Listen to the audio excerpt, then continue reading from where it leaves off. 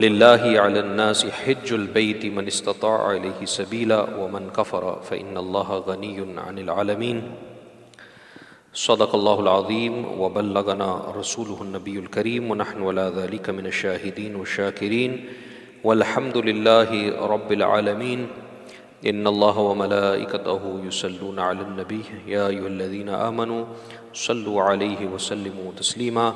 اللهم صل على سيدنا ومولانا محمد وعلى آل سيدنا ومولانا محمد وبارك وسلم وصل عليه. الصلاة والسلام عليك يا سيدي يا رسول الله وعلى آلك وأصحابك يا سيدي يا حبيب الله. الصلاة والسلام عليك يا سيدي يا شفيع المذنبين وعلى آلك وأصحابك يا سيدي يا رحمة للعالمين. رب اشرح لي صدري ويسر لي أمري واحلل عقدة من لساني يفقه قولي. السلام عليكم ورحمة الله وبركاته. Alhamdulillah, with Allah subhanahu wa ta'ala's tawfiq, we have come together in order to learn the essential elements of this great pillar of Islam, the fifth pillar of Islam, known as Hajj. And as we know that Hajj is a fardul ayn, it is a personally obligatory action which every Muslim man and woman in their lifetime has to perform once if they have the means and the istata'at to do so. And Allah Ta'ala mentions in the glorious Quran, the verse which I recited before you, وَلِلَّهِ عَلَى النَّاسِ حِجُّ الْبَيْتِ مَنِ اسْتَطَاعَ إِلَيْهِ سَبِيلًا. And for the people to perform the Hajj of the Kaaba, visitation of the house of Allah Ta'ala, is what they owe to Allah if they have the means. مَنِ اسْتَطَاعَ إِلَيْهِ سَبِيلًا, if they have the means to undertake this journey. وَمَنْ كَفَرَ فَإِنَّ اللَّهَ غَنِيٌّ عَنِ الْعَالَمِينَ. And whoever rejects, whoever does kufr of this, then Allah is غَنِيٌّ عَنِ الْعَالَمِينَ. Allah is not dependent upon their performing Hajj or dependent upon their ibadah. He is not dependent upon any of the creation of His. So this is a farida, it is fard, and it is fardul ayn. And what does fardul ayn mean? Fardul ayn means that those things which are personally obligatory, individual responsibility, and if someone has the istata'at, has the means but does not perform it in their lifetime, then they will be held accountable on the day of judgment in the court of Allah subhanahu wa ta'ala. However, if they do not have the istata'at, then they will not be held responsible. So inshallah ta'ala, we're going to speak about some of those things which comes under istata'at and that which comes under non-istata'at. And as we mentioned before, those people who will be going for Hajj inshallah this year, may Allah ta'ala give them a blessed journey and make it easy for them. Obviously they are going to Hajj because they have the means and they have the istata'at. But as we said that this event itself is for people to benefit those who are going as well as those who are not going. So general information, general knowledge about this farida, and if you make the intention inshallah in the future to go, those who have already been, it will be a refresher for them. So before we go into that inshallah, I'm just going to briefly go through what we will be doing today in the time, as well as some of the topics that we will be covering. So first of all, as we did announce before as well, we're going to look at the theory of Hajj, how to perform Hajj, the masail, the fiqh around Hajj, step by step, how to perform it, how to perform Umrah, how to perform the Hajj, as well as one of the most important things out of this as well is the violations. And a lot of people are concerned about the Jinayaat, which are the violations that happen from people knowingly, unknowingly, expectedly, unexpectedly, mistakenly, all of how to inshallah compensate for that. Thereafter, there will be some practical guidance. One of our dear brothers, Brother Rashid, would also help us, inshallah, on some of the practical things and help us how to use the Nusuk app, which is important for people, inshallah, when they be going to visit Medina Sharif, how to book their booking for visitation and the ziyarah for the Rawda Mubarak, as well as Riyazul Jannah, and other practical things we might need to know about, inshallah. So he will be discussing that. And inshallah, near the end of the event, we will also have some advice related to the medical aspect. So inshallah, we'll be accompanied by Dr. Adeel later on, inshallah, who will go through some of the medical aspects of the Hajj. In between, inshallah, we'll give you a small break so you can have some light refreshments. So hopefully we will finish on time.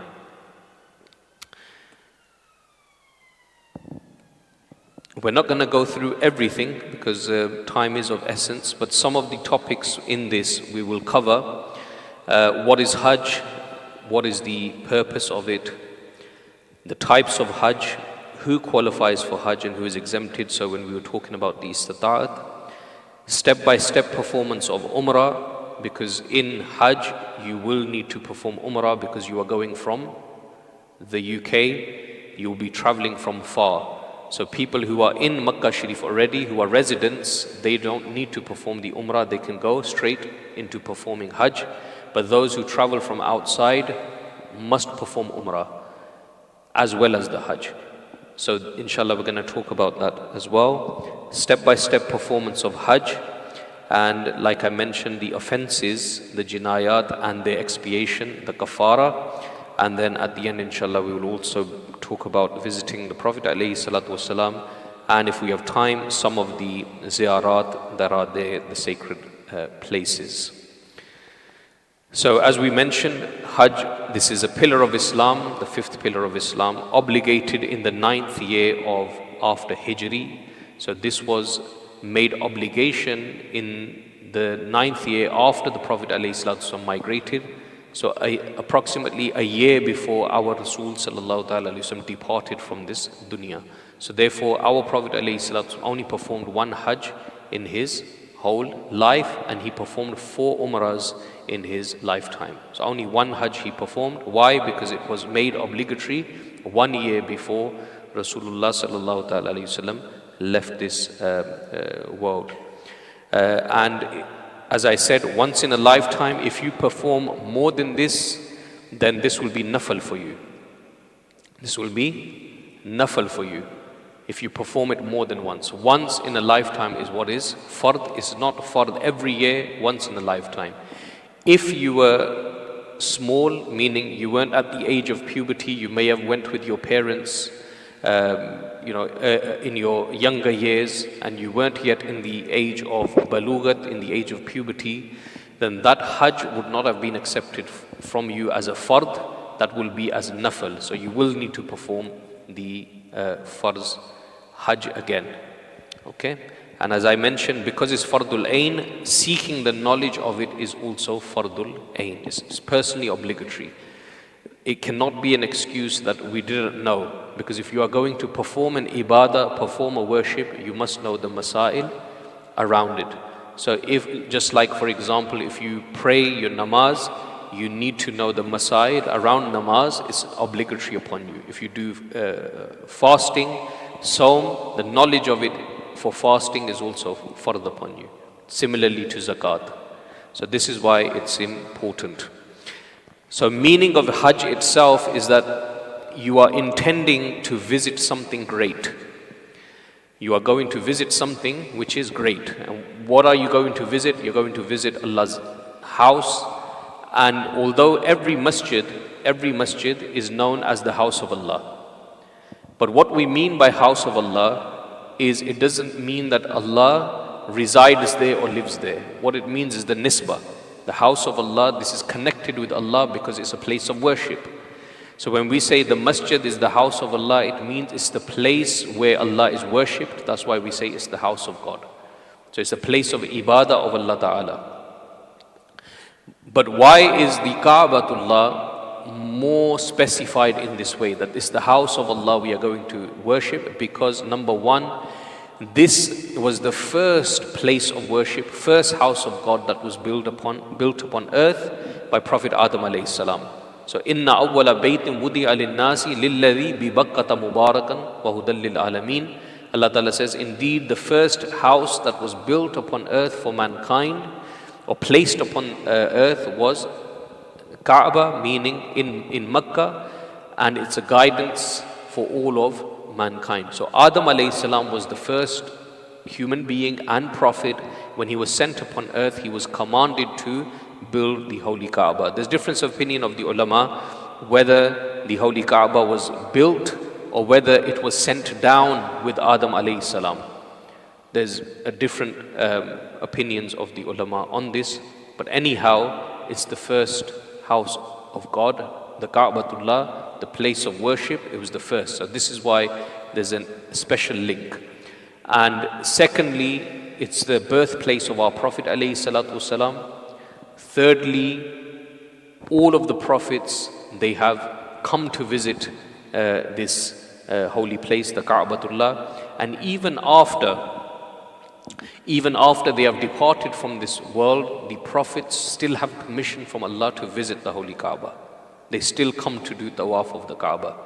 And we know this from the hadith of the Prophet ﷺ in the Sahih of Imam Muslim, that the Prophet ﷺ in a particular valley, whilst he was with his Sahaba, known as the Valley of Azraq, the Prophet ﷺ and his Sahaba rested for a little while, and Rasulullah sallallahu ta'ala alayhi wasallam says, I see Musa alayhi salam, and he describes Musa alayhi salam, what he's wearing and the animal that he's riding upon, and he describes his description. He says, I see Musa alayhi salam reading the talbiyah, saying labbaik Allahumma labbaik, and he's going towards the Kaaba.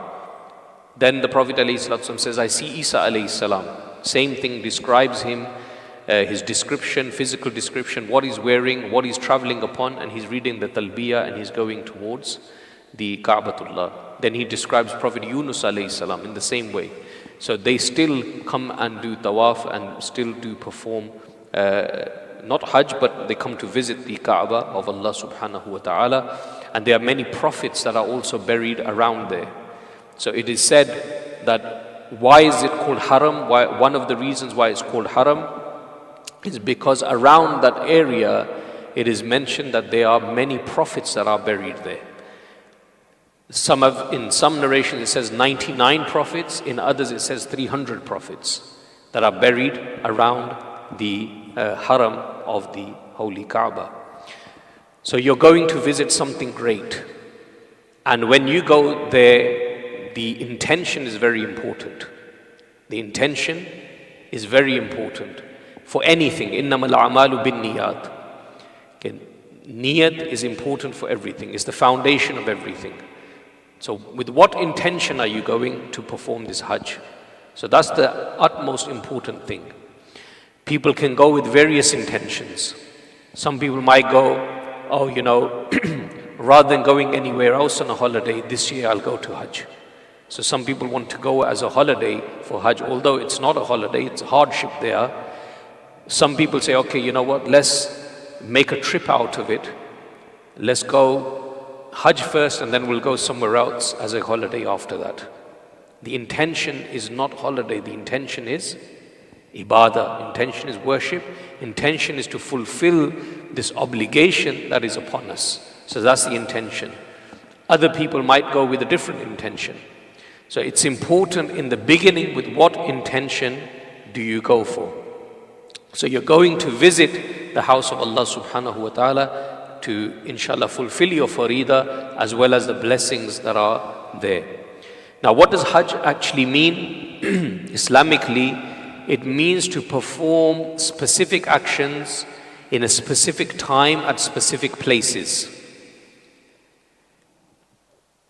So, makhsus amal or ibadah in a makhsus time, in a makhsus place. That's what Hajj actually means. So the actions of Hajj cannot be performed anywhere else. The tawaf can only be done around the Kaaba. The sa'i can only be done in Safa Marwa. Now the other thing is, there's specific actions in certain places. So where you are required to do something in Mina, that's where you will be required to do that. Where you are required to do things in Muzdalifah, that's where you have to do it. You cannot do it in any other place. So, and it has to be in a specific time. If you don't do it in that time, then what will happen is that action will not be valid, or that action will not be accepted. You have to do it within the time frame that is allocated for it. So that's also important. If you don't, if you miss, for example, your Arafah standing is fard. Tawaf of Ziyarah is also a integral part, two integral parts of Hajj. One is your Arafah standing and one is your Tawaf Ziyarah. If you miss that in the time frame that you have and within the days that is allocated, then the Hajj is invalid. You have to do qada of that Hajj again, and it will not be accepted, it will not be valid. Again, other aspects, the sunan or the wajibat aspects of it, if you miss them or if you delay them, then there will be a penalty which you have to give in order for the completion of that action of Hajj. So this is also important. Doing specific actions, specific time at a specific place. And you can see that in the pictures here, and they're numbered. So number 1, you do Ihram. Number 2 is the Tawaf. Number 3 is the Sa'i. Number 4, Arafah. Number 5 is Muzdalifah. Number 6, Mina. And number 7 is you come back for Tawaf Ziyarah. So that's just the overall, but inshallah we're going to go through the details of that. I don't want to go into the virtues and all of this, because most of you would be aware of it, and inshallah in the time that we have, what we will cover, I think, the more important parts that people need to know, and then inshallah I want to give you some time for question and answer. So bear in mind the Hajj dates. So they are from the 8th to the 13th. 8 to the 13th. There's only 5 days, upon which the Hajj will happen. Although the months of Hajj are 3. The months of Hajj are 3. So they're from amongst the sacred months. So Shawwal, Zulqa'dah and Zulhijjah. These 3 months are known as the months of Hajj. But Hajj only takes place in the month of Zulhijjah, and it only takes place in 5 days, which is from the 8th to the 13th. So it's only those 5 days in which Hajj will happen, right? But the reason why the other months are also called the months of Hajj is because people prepare for themselves to go. They make the intention for Hajj. And if someone arrives in those months in Hajj, which is again a difference of opinion, but in terms of one of the opinions of the ulama is, if you go there in the months of Hajj, then you need to remain there to perform the Hajj. Unless there's hardship for you to remain there, unless the way that the Hajj ministry works and the way that there's restrictions that you're not allowed to stay and you can only come and do Umrah at that time, then obviously the ulama say because of that hardship, then you don't stay or remain there for that time. But the actual masla is that if you go there with the intention of Umrah in the months of Hajj, then you must remain there and perform the Hajj and then return. That's why they're known as the months of Hajj. But the actual Hajj itself takes place those 5 days, 8th to the 13th. Is there anyone that requires me to speak Urdu? I'm aware that there's some Urdu की ज़रूरत है? अच्छा, आप हज पे जा रहे हैं? इंशाल्लाह. वो बुजुर्ग चले गए इसलिए मेरे ज़हन में आया कि ओके. सो जितना मैंने कहा ये आपको समझ आई या मैं दोबारा इसको?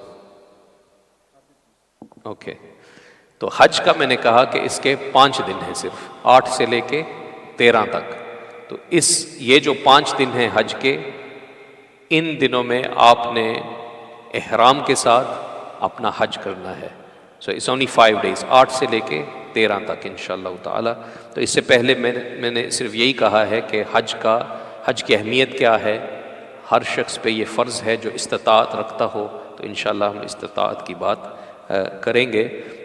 I'm going to talk more in English, I think, because there's more people who are speaking it, लेकिन उर्दू में भी मैं कुछ मसाइल जो हैं उनको बयान कर दूंगा। So let's look at, so one of the things that you also need to do when you go to Hajj, एक तो नीयत है।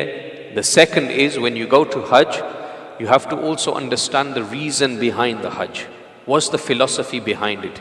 इसका मकसद क्या है, पीछे क्या है इसके।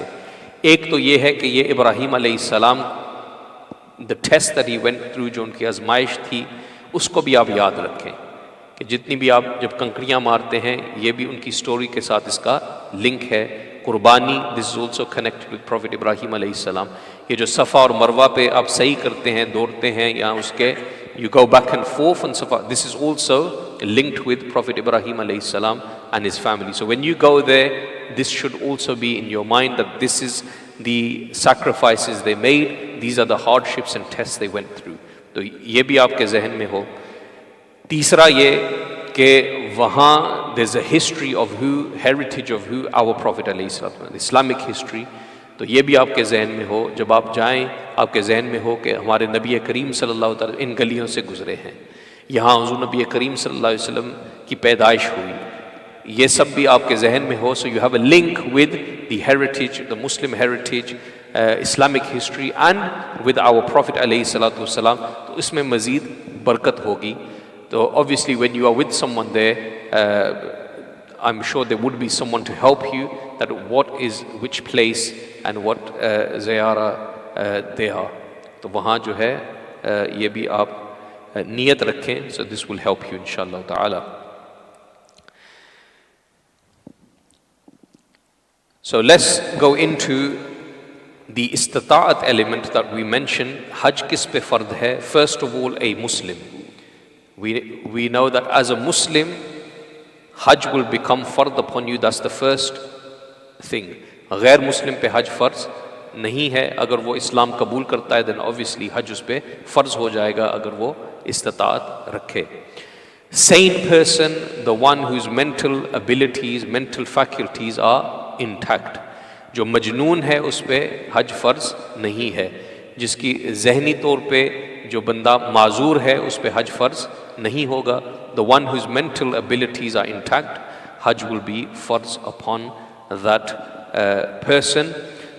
तो इसको हम कहते हैं आकिल। लेकिन if someone becomes sane, अगर उसकी माजूरी ज़ाइल हो जाए, वो आकिल हो जाए, तो फिर क्या देखा जाएगा कि उसकी ये जो अकल आई है वापस, when his mental ability has come back, has it come back after वकूफ़ Arfa or has it come back before वकूफ़ of अरफा? क्या वो अरफा से पहले हुआ या बाद में? अगर बाद में है तो उसका ऑब्वियसली फरीज़ा जो है वो तो फ़र्ज़ उसका मिस हो गया। So he will obviously need to do a qaza afterwards। लेकिन if it's before, then he should put a new ihram on। अगर वकूफ़ अरफा से पहले उसकी जो अकल है वो वापस आ जाए, मतलब उसकी माजूरी ज़ाइल हो जाए, he becomes sane, then what will happen? He will, before वकूफ़ अरफा से पहले नया ihram वो बांध ले, then with that new ihram his hajj will be valid। If it's after, then obviously he's lost his फरीज़ा, वो फ़र्ज़ जो है वो छूट गया है। And similarly, if someone is नाबालिग and during हज बच्चा जो है वो बालिग हो जाए हज के दौरान, तो इसका भी अब यही मसला है कि अगर वो वकूफ़ अरफा से पहले बालिग हो जाए, उससे चाहिए कि नया ihram जो है उसको बांधना चाहिए। So new ihram। So you go to Masjid Aisha, which is Tan'im radiyallahu ta'ala anha, towards the Tan'im, वहाँ जाके he puts a new ihram on that child, and then they continue with the Hajj। अगर नया ihram नहीं पहना, उसी ihram में रहे, तो फिर क्या होगा कि वो हज फ़र्ज अदा नहीं होगा, वो नफल हो रहेगा. It will remain nafal. So if that child attains puberty during Hajj, now if it before Arafah, he has to wear a new ihram. And if he doesn't wear a new ihram, then it will become nafal. It will remain nafal in his lifetime. He have to perform that again. Lekin if he puts a new ihram on, then uska farz jo hai wo pura ho jayega. His Hajj as a farz will be completed. He will not need to make qaza, or he will not need to make that Hajj again. Free person, obviously this is someone who is a slave, who's owned by someone else. This doesn't relate to anyone here. Knowledge, ilm hona chahiye कि Hajj farz hai. Obviously we're living in a time where we have all that information. So this is for someone who's living on a remote place. उनको कोई भी रास्ता नहीं है, any means to know, उनको इल्म हो कि हज हम पे फ़र्ज है. लेकिन क्योंकि ulama are available, there's all information, they can find out that hajj is fard, so that doesn't count here either. Sound health, बंदा बीमार ना हो, उसकी माजूरी ना हो, ऐसी माजूरी that doesn't allow the person to perform hajj. अब ये है कि there is facility there with the wheelchair, people can help you. लेकिन अगर आप किसी के मोहताज हैं कि वो आपकी मदद करें, फिर आप पे हज फर्ज नहीं है. If you are dependent that someone will help you, then hajj is not farz upon you. Yes, if they help you, आपका हज तो पूरा हो जाएगा, उनको भी सवाब मिलेगा, लेकिन on the onset आप पे हज फर्ज ही नहीं है. इसलिए because you don't have the istataat, you don't have the physical ability to perform the hajj, you're dependent upon other people. जब आप किसी के मोहताज हो गए, आपका हज जो है वो आप पे फर्ज नहीं होगा. So this is not a condition. The facilities are available, which is a good thing, and you are able to perform it. People can help you. Lekin in the beginning, from the onset, hajj is not fard upon you if you don't have the physical capacity to do it. Financial means, kharch jo hai, ab obviously hajj is very expensive. Hajj is very expensive. So I think someone was telling me that they spent for two people, just for two people, they spent £30,000. Husband and wife, £30,000 for two people. तो आप इससे हिसाब लगा लें, वहाँ भी खर्चा, the expenses there. तो फिर अगर कोई जिनायात में if they make any mistake, वहाँ दम भी देना होगा, सदका भी करना होगा, उसके लिए भी they need the kharch there. So financial means you're able to afford the journey, and whilst you're on the journey, whilst you're on hajj, you're able to fulfill all the expenses. और पीछे जो आपके मोहताज हैं, those who are your dependents, like your children or anyone you have behind who are also dependent upon you finance, उनका भी खर्च जो है वो पूरा हो whilst you are on this journey. फिर इसे कहते हैं माली इस्ताअत. All of these things are included in that financial means. If you don't have the financial means, then hajj is not fard upon you.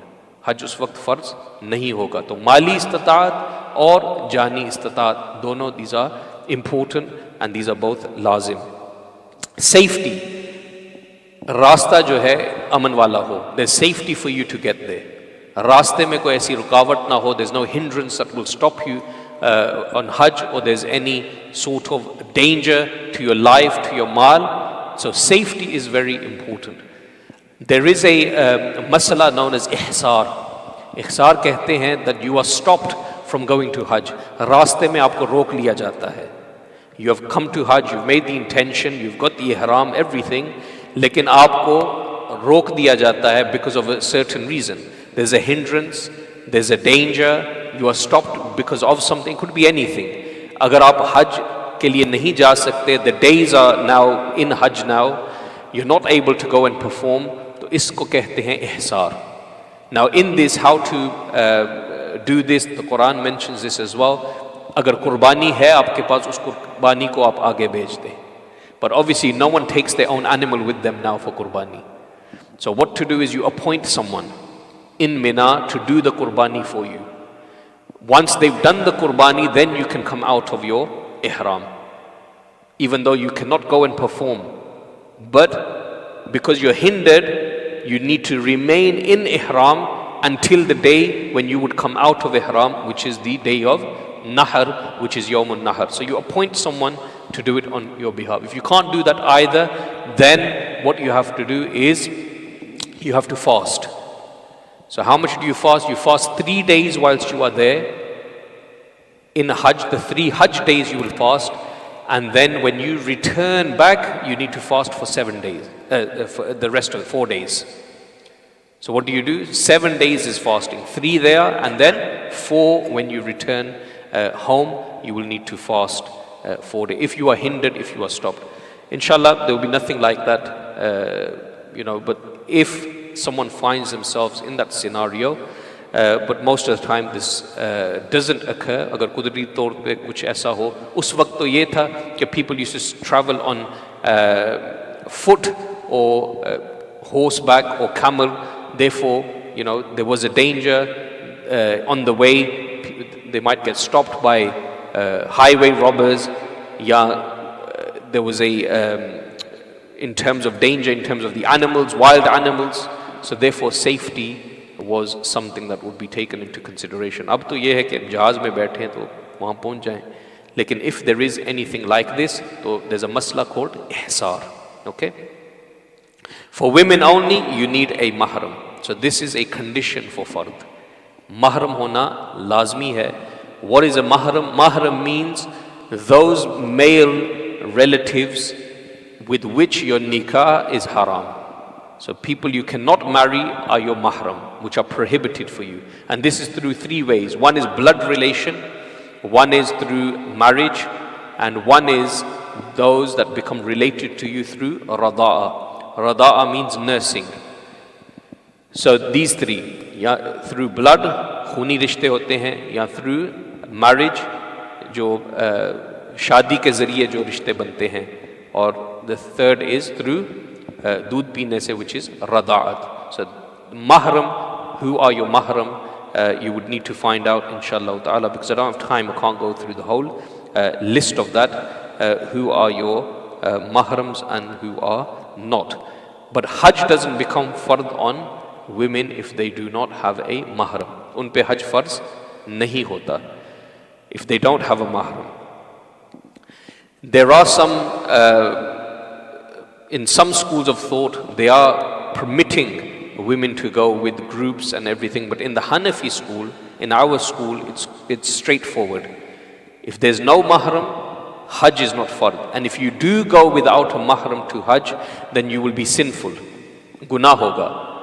Although your Hajj will be valid, lekin usme gunah hoga, because you have gone and without a mahram. So in the Hanafi school is straightforward. हमारे अहनाफ के नज़दीक is straightforward. In the other schools, they do permit it, because of their groups. But that if you are Hanafi, know that you will be sinful if you go without a mahram, because this is one of the conditions for Hajj. क्योंकि आप सफ़र में हैं और without a mahram, you are not allowed to travel. Okay, how many types of Hajj are there? There are 3 types of Hajj: Hajj Ifrad, Hajj Qiran, and Hajj Tamattu. Hajj Ifrad means कि आपने सिर्फ हज की नियत करनी है, उसमें कोई उम्रा नहीं है.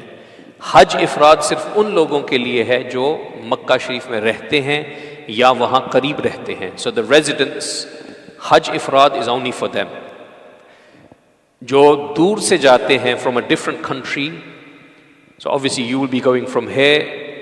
The 2 types of Hajj that you will be doing are either Hajj Qiran or Hajj Tamattu. या Hajj Qiran करेंगे या Hajj Tamattu. ये क्या है? Hajj Qiran and Hajj Tamattu both require Umrah. दोनों में Umrah है. But the difference is Hajj Qiran is you join in one niyyah, you join the Umrah and Hajj together. एक ही ihram में Umrah और Hajj आप करेंगे. Tamattu में ये है you will separate the 2. और इसमें 2 ihram होंगे. The first one is for Umrah and the second one is for Hajj. लेकिन bear this in mind, जब आप नियत करते हैं, people make this mistake, जब आप इहराम की नियत करेंगे तो फिर अगर आपने तमत्तो का इरादा किया है, you have to do नियत of उम्रा first. आपने उम्रे की नियत करनी है. आपने उम्रे की, अगर आप तमत्तो कर रहे हैं, आपने 2 इहराम पहने हैं, this is your intention, you want to do Hajj with 2 ihrams. You're going to do Umrah first, then you will come out of Ihram, and then you will wear a new Ihram for Hajj. Here, when you do the first Ihram, make sure you do Umrah, the niyyah of Umrah. Umrah की नियत करें. अगर आपने सिर्फ हज की नियत की, या अल्लाह मैं हज करने जा रहा हूँ, मैं नियत हज की करता हूँ, लेकिन आपने उम्रा भी करना था और आपकी नियत, आप चाहते थे मैं तमत्तो करूँ, लेकिन आपने हज की नियत कर दी, अब आप पे हज किरान लाजिम हो जाएगा. Why? Because you made niyyah of hajj in the first ihram. So in the first ihram, when you made niyyah of hajj, automatically it will become kiran, that your hajj and umrah in one ihram. But if you did niyyah first of umrah, then you are safe, because you will do niyyah of hajj in your second ihram. So therefore it's important that you, the niyyah that you make, the intention you make, first is for umrah. तो पहली नियत क्या होगी? उम्रे की होगी. फिर जब दूसरा पहनेंगे उसमें फिर हज की नियत होगी. अगर आप शुरू में आपने सिर्फ हज की नियत कर ली और उम्रे की भी नियत थी लेकिन हज की पहले कर ली, तो फिर इसमें किरान लाजिम हो जाएगा. एक ही इहराम में दोनों होंगे फिर. Okay? So that's the first difference between the two. You join Hajj and Umrah together in Kiran, Tamattu, and you do in two separate ihrams. The second difference between Hajj Ifrad, Kiran and Tamattu. Ifrad में ये है जो कुर्बानी है, ये मुस्तहब होगी. It's only optional. अगर वो कुर्बानी ना भी दें, उनके लिए उनका हज मुकम्मल हो जाएगा. लेकिन because you are going from far, Kiran and Tamattu, Qurbani is necessary. The sacrifice of Yawm al-Nahr or the days after is important. So you have to do Qurbani. Okay? Now let's go to the Ihram. So before we go to Ihram, there are 5 boundaries, Miqat boundaries. There are 5 Miqat boundaries. What does Miqat mean? Miqat is that area or that point by which you cannot cross without Ihram. You cannot cross them without Ihram. 5 boundaries. These 5 boundaries in different places, it depends on where you are coming from. तो मुख्तलिफ इलाकों से जब लोग आते हैं ना, these boundaries come before them. So for example, there's Zul Khulayfa, and this is for people who are traveling from Medina. तो अगर आप पहले मदीना शरीफ जाते हैं, even if you travel from here and your intention, you've got a few days, तो आप चाहते हैं मैं पहले मदीना शरीफ जाऊं, फिर उसके बाद जो है we'll go for Hajj. आपके पास वक्त है. You intend to go Medina Sharif first. अब इसका ये है कि आप जब अगर मदीना शरीफ की नियत करते हैं, you don't have to be in ihram, even if you cross the miqat boundary. तो अगर आप जद्दा उतरते हैं at the airport, Jeddah is within the miqat. This is within the miqat boundary. You have to be in ihram. If you are going for Umrah, your intention is Umrah, your intention is straight to Makkah Al Mukarramah, then when you cross, before you land in Jeddah, before that you have to be in ihram if you are going straight to Makkah. Lekin if you are going straight to Medina Sharif, even if you land in Jeddah, you don't have to have ihram, because your niyyah is not of Umrah, your niyyah is going to Medina Sharif. You are only stopping here in order to take another mode of transport to go towards Medina Sharif. So then you don't have to be in ihram. Lekin if you have the intention of Umrah, then you will, or going towards Makkah Al Mukarramah, then you do. So Zul Khulayfa, if you are then traveling back from Medina Sharif towards Makkah Al Mukarramah, so the point of miqat that comes in the route or in the way from Medina is Zul Khulayfa. So before you cross Zul Khulayfa, you have to be in the state of ihram. People who travel from Iraq, they have their own point, Zatul Irq. Those who travel from Syria, Egypt or UK. So those who are traveling from UK, Al-Juhfa is the miqat boundary that you normally cross.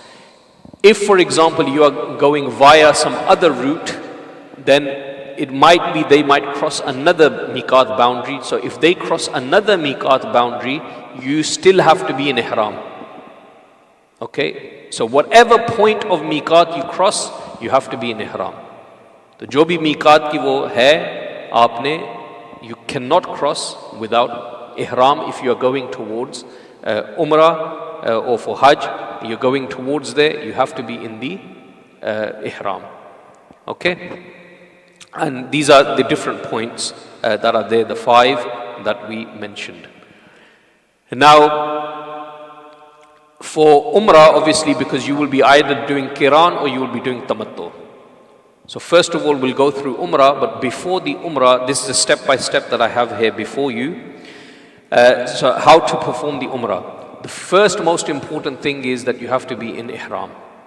You have to be in Ihram. Okay? Now, how do you be in Ihram? Often people have this understanding, it is only the clothes. ये जो चादरें आप लेते हैं, सिर्फ इसका नाम इहराम नहीं है. इहराम is a combination of 3 things. 3 चीज़ों का होना ज़रूरी है इहराम में. पहला क्या है? नियत. पहला क्या है? वो कपड़े, वो चादर जो है. दूसरा क्या है? नियत. तीसरा क्या है? तलबिया. And what is talbiya? Labbaik Allahumma labbaik, La sharika laka labbaik, all of that till the end that you read. इसको क्या कहते हैं? talbiya. This is talbiya that you read. जब तक आपने talbiya नहीं पढ़ा, आप ihram में नहीं होंगे. Even if you've worn the clothing, अगरचे आपने वो चादर भी पहन ली, जब तक आप talbiya नहीं पढ़ेंगे, आप ihram में नहीं होंगे. So the seal of ihram is what? Is the talbiya. जब तक ये नहीं पढ़ेंगे, आप ihram में नहीं होंगे. So 3 things are ihram. चादर, वो कपड़े. Obviously for ladies, they don't wear the चादर. वो तो अपने आम कपड़े भी पहन सकती हैं. लेकिन मर्दों के लिए वो चादर जो है is important. Those 2 chadars that you put on. So it's the clothing, and for the sisters, whatever clothing they have specified for that journey for them, they wear those clothing. दूसरा क्या है? नियत है. नियत क्या है कि आप किस चीज़ की नियत कर रहे हैं? किरान की है, तमत्तो की है, for umrah, what niya are you making? उसके बाद जो है, the third thing is your talbiya. जो आप 2 नफल पढ़ते हैं ना, 2 नफल that you pray as well ihram के लिए, this is actually masnoon. This is not wajib, nor is it fard, this is sunnah. And these 2 nafal are actually, इनका असल मकसद क्या है? They are actually for suffer. They are actually for your journey. आप सफ़र से पहले 2 नफल पढ़ते हैं ना, तो ये जो 2 नफल हैं, ये असल में किसके लिए हैं? इहराम के लिए भी हैं, लेकिन असल में ये सफ़र के लिए हैं कि अल्लाह ताला हमारे इस सफ़र में आसानी फरमा. ये 2 नफल उसके लिए हैं. तो ये जो 2 नफल आप पढ़ेंगे, this is even before you come into इहराम. ये तलबिया से पहले है. तलबिया जो है ये बाद में पढ़ना है. जब आप 2 नफल पढ़ते हैं, अभी आप इहराम में नहीं हैं, आप वो चादर भी पहन लेते हैं, लेकिन what do you do in that? You cover your head. You can cover your head whilst you pray that nafal. But once you are in ihram, you cannot cover your head. तो ये आगे inshallah we'll talk about the covering of the head and the penalty for it. So please bear that in mind, is these 3 things. Why that's important to know is because what happens, people, for example, they have a very long journey ahead. लंबा सफ़र होता है. कुछ लोग directly भी जाते हैं, कुछ लोग इनडायरेक्टली भी जाते हैं. तो सफ़र जो है वो लंबा हो जाता है. Now you have options where to put your ihram from. या आप घर से अपना ihram बांधते हैं, या आप एयरपोर्ट पे पहनते हैं, or you do your niya and your talbiya, or indirectly where you are stopping over, you do your ihram from there. Some people might do it in the plane. You have these 4 different options.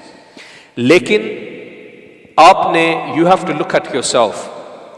Are you able to cope with all of these restrictions for that amount of journey? Are you able to keep yourself restrained? वो जो आप पे लागू होंगी restrictions, are you able to maintain them throughout that journey? So obviously the restrictions in terms of you are not allowed to wear any stitched clothing.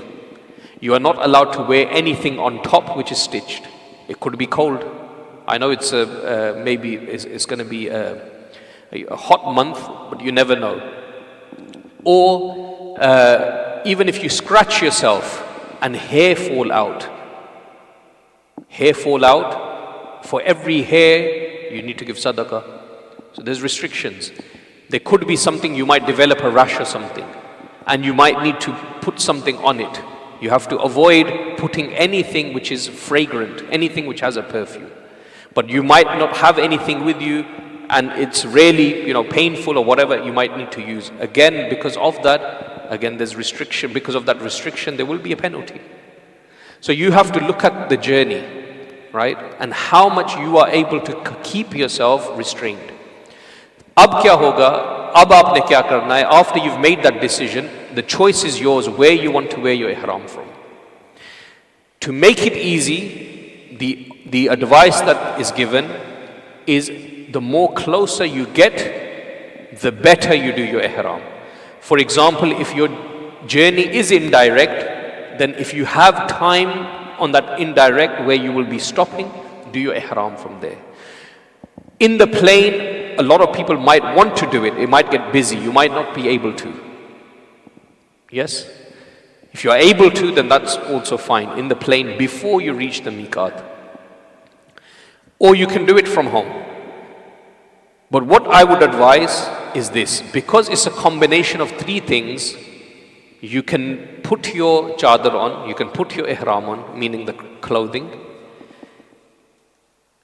But don't make your niyyah and don't do the talbiyah until you get there.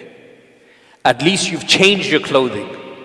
That's one of the main hard things that people find. Where will I change my clothes? So you've done your chadar. Even if you're wearing something underneath, you can maybe take that off nearer the miqat boundary, nearer when you get there, or on your indirect flight when you go to the bag. Sometimes people find the clothing the most hardest. The rest is what? Read your 2 nafal from home as well. As a safar, read those 2 nafal as well. But your intention and your talbiyah, both of them you can make near your journey so that you are not restricted. Once you've made the intention and the talbiyah, jab aap niyat aur talbiyah kar lenge, that's when the restrictions aap pe lagu ho jayengi. So bear that in mind. It's not just the clothing. Ye baat samajh mein aa gayi? Okay. So when you go for the Umrah, then pehle step by step kya hai? You do your ghusl, you wash yourself before wearing the clothing. Ya aapne wo chadar bhi pehen li. You are able to put attar and everything on before you get into the ihram restriction. So, jaise maine kaha, that order of the clothing, the intention, you pray the 2 nafal, you do the talbiyah. Ab jab aap miqat mein pahunchte hain, you've passed the boundary of miqat, you are in ihram now. Okay, with the talbiyah, now you are in ihram. When people get there, there's often this, people think I need to go do Umrah straight away. No, you don't have to go straight away. You can put your luggage in your hotel, relax for a little while, that's up to you. If you are tired, you want to take a rest, that's up to you. But the advice would be, don't delay it too much. Why? Because you will have, number one, the restrictions upon your ihram. And if you delay too much because of those restrictions, it can be hard. So best is, you take a little rest and then go perform your Umrah. After you've performed your Umrah, if you are doing tamattu, then obviously you can come out of your ihram and you will be freed from the restrictions. If you're doing Qiran, then obviously you can't. Now bear in your mind, in Qiran, you cannot shave or cut your hair. You cannot do that after you performed your Umrah. Whereas if you are doing tamattu, you will have to shave or cut your hair to come out of ihram. Until you don't do that, you can't come out of ihram. So Umrah mein aapne tawaf karna hai, Phir the Sa'i, Safa and Marwa, the 7 circuits. After that, you would do your halq, which is the shaving or the cutting of the hair. Shaving is more virtuous, isme zyada fazilat hai. The Prophet ﷺ prayed 3 times more for the people who shave. Or cutting, you can cut your hair as well, lekin fazilat is more in shaving. Okay? After you've shaved or cut your hair, you come out of ihram. But if you're doing qiran with one niyyah, you are not allowed to shave or cut your hair. You have to remain in that until the 8th of Zulhijjah. So what are the ihram restrictions? Now, ihram restrictions, you are not allowed. Rashid, do you have the ihram? Okay, so our brother here will inshallah demonstrate to you how to put the ihram on, and then we'll go through the restrictions inshallah.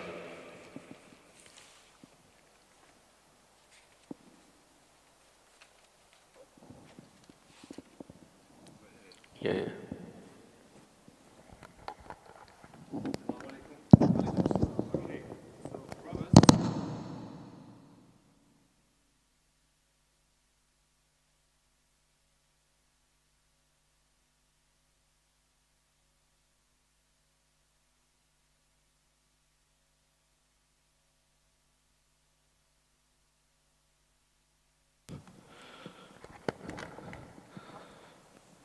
Okay, so you've got 2 parts of the ihram.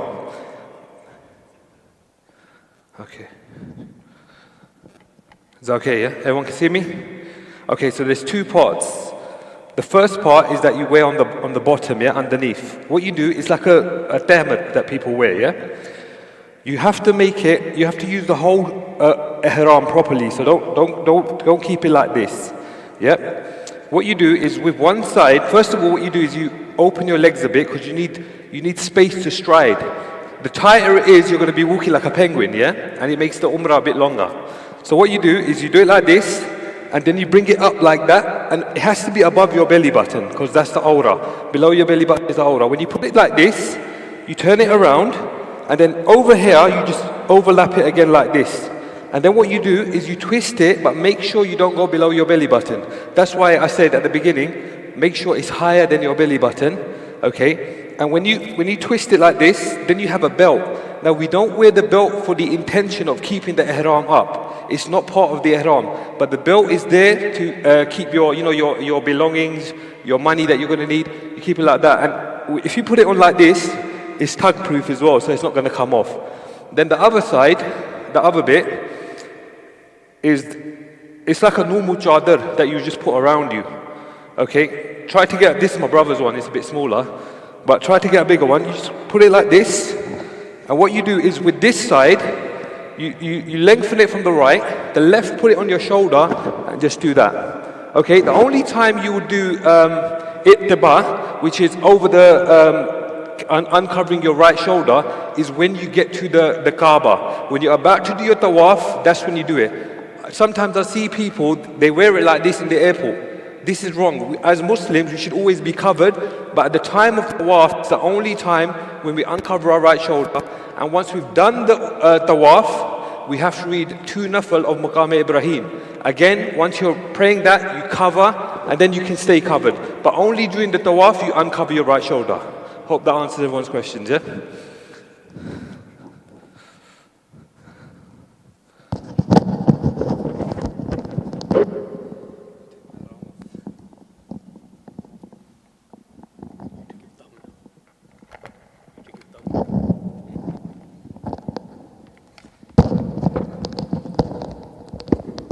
Jazakallah khair, Brother Rashid, for that demonstration. I hope that was clear enough for everyone, inshallah, how to perform or put on the ihram. What he was speaking about the belt, what he meant was, the pouch that you have, because you're not allowed to wear anything which is seamed or to tie down the ihram, as you mentioned before. So this pouch is there to put your stuff in, but it can work as a belt. So that's what he meant. Do not have the intention of using or I'm wearing a belt, okay? Because you're not allowed to. So niyat uski belt na ho, but it's just to put your belongings in, and it, like you say, you kill two birds with one stone, right? So that's what serves that purpose. Okay, so the ihram restrictions, obviously in terms of your conduct and behavior, you must be on your best behavior all of the time. No obscene language, no sins. Obviously in ihram, the sin of that also increases. Okay, and it decreases your reward. All right, it decreases your reward. Hajj Mabrur that the Prophet ﷺ spoke about, the reward is Jannah, is the one in which there is none of these things. Okay, the committing of sins or being obscene with language, using foul language, causing anyone harm. So all of these things are part of the restriction. At Hajj, obviously if you intentionally push someone, for example, you want to get in the way and you push someone, it can be hard. There's so many people, imagine millions of people with you doing the same thing, it does get hard. तो कई लोग होते हैं, तो आपने नियत के साथ किसी को इज़ा नहीं पहुंचानी. To push someone away, मैं आगे निकल जाऊं, मैं ये करूं. Some people try going to the black stone to kiss it, they push other people out the way because this will affect your Umrah and Hajj. This will affect your Hajj Mabrur. Okay, and in ihram especially, this is one of the restrictions. You can't do that because you've made haram upon yourself certain things. That's what it means by ihram. So I'm just going to go through some of these things which will violate the restrictions of ihram, for which you will have to pay a penalty. So I'm going to go through that quickly with you, inshallah, because these are the common questions that do come towards us. So for example, covering the head or face. So as we mentioned, when you have ihram, during your umrah and during your hajj, and whilst in ihram, you cannot cover your head or your face. For the women, they cover their head, but they cannot cover their face. For men, you cannot cover your head or your face. And you cannot cover your feet. For the sisters, again, they are excused. This is why for men you have to wear those flip-flops. So the front part of the foot, which is the actual, which we call the ka'ab, the protruding bone, जो अगला जो ऊपर वाला हिस्सा है ना पैर का, that needs to be uncovered. इसीलिए जो आप जूती भी पहने, the slippers that you wear, the sandals that you wear, the best is the flip-flop. वो जो ऊपर वाला हिस्सा है ना, that means uncovered.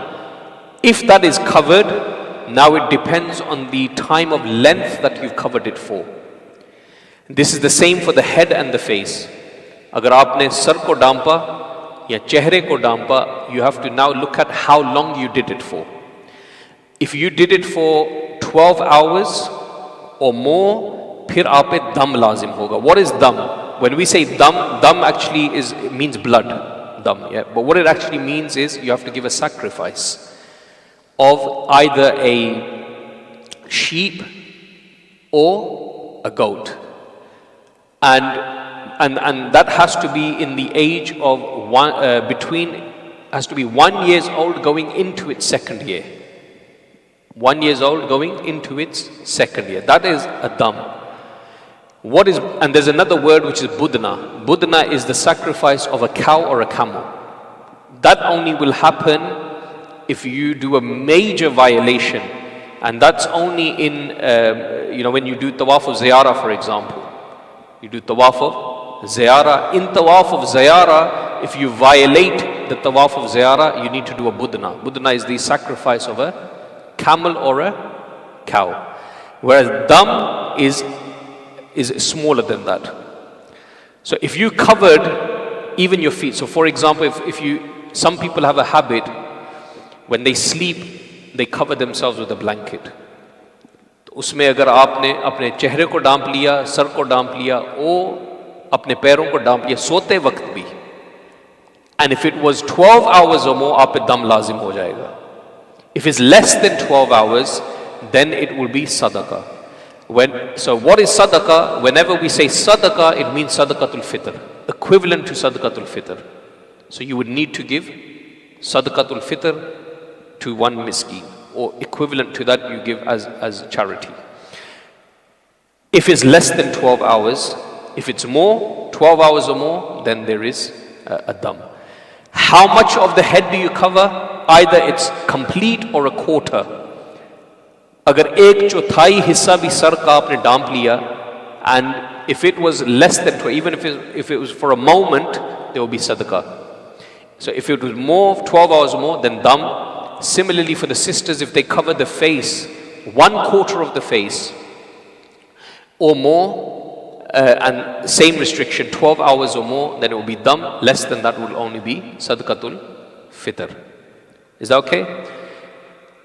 Same with wearing stitched clothing or wearing garments underneath. So obviously for men, we're not allowed to wear the stitched clothing, and we're not allowed to wear anything underneath. Okay? Now again, it depends upon how long you worn it for. The same thing, 12 hours or more, there will be dam. If less than 12 hours, then it will be sadaqatul fitr, even if it was for a moment. Yeah? That's the restriction with stitched clothing, undergarments, and covering yourself, your head or your feet. Same with shoes or socks. But for cutting nails or hair and applying perfume and fragrance, there's a different ruling here. जब आप अपने नाखून काटते हैं, the minimum that you do upon which dam would be lazim is 5. So for example, if you cut 5 nails, so for example, you have 5 nails on one hand. If you cut the nails off one hand, for example, dam will be lazim. If you cut nails on one foot, dam will be lazim. Or if you did, for example, both hands, you did 2 nails on one and 3 on the other, this is 5 nails. Dam will be lazim. Yeah? Or if you do 2 on your hand, 2 on this hand, 2 or 1 on your foot, dam will be lazim. So the minimum is 5 nails. Less than 5 nails then is sadaqah. Is sadaqah. And you have to give sadaqah upon every nail that you cut. Does that make sense? So 5 jo hai, this is, agar 5 aap nahun kaat le, there's dam on it. Fragrance on the other hand, it depends upon how much you've put on. It won't depend upon how long you've put on. Does that make sense? उसमें time नहीं देखा जाएगा. आपने अगर अतर लगाया है या साबुन इस्तेमाल किया जिसमें खुशबू है, or if you have a shower, for example, you use shampoo, anything fragrant, yeah, you've put some cream on, and that cream has some sort of scent in it. It won't depend upon how long you've had it on for. It will depend upon how much. So some scents are stronger than others. Misal ke taur pe, there's some oud, for example, which is very strong. Even if you put a little bit, it smells like you've put it on your whole hand or you've put it on your forearm. Right?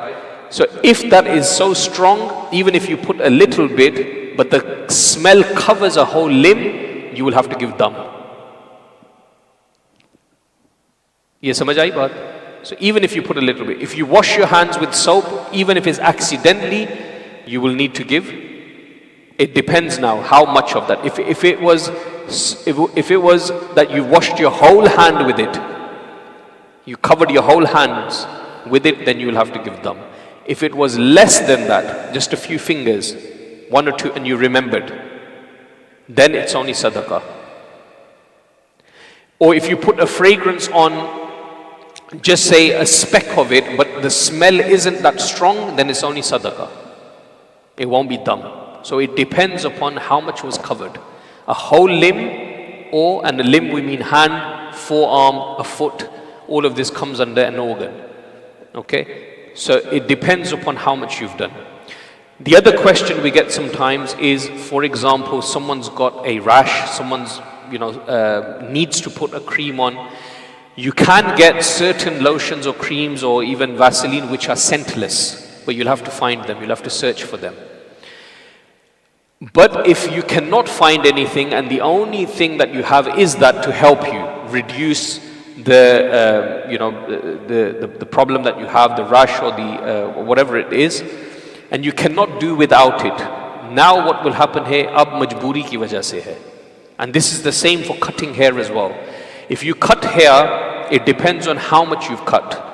If you've shaved or cut a quarter or more, dam. If it's less than that, then it's sadaqah if you've done it intentionally. If you've done it unintentionally, for example, you scratched your head. You've scratched your head, unintentionally hair fell out, then for every hair you will give less than a sadaqah. Less than sadaqah means what? Sadaqatul, when we say sadaqah, I mean sadaqatul fitr. Sadaqatul fitr kitna hai? I mean, it depends upon where you are. Yahan we say it's around 6 to 8 pounds. Because what sadaqatul fitr means is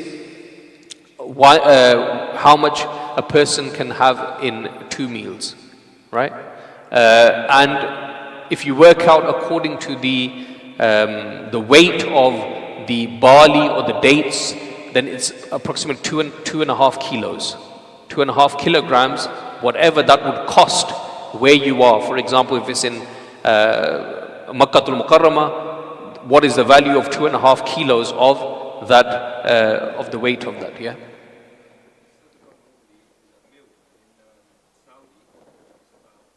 It's about 3 pounds. Okay, yeah, so be about 3 pounds. But there's 2 things there. One is sadaqatul fitr. So when we say sadaqah, that's equivalent to sadaqatul fitr. If it's less than that, then it is anything that you give in sadaqah. Anything. So any amount that you would give, okay, I'll give this in charity. So that would be for every hair, strand of hair that has fallen out. If you don't know, then just give by estimation. Yeah.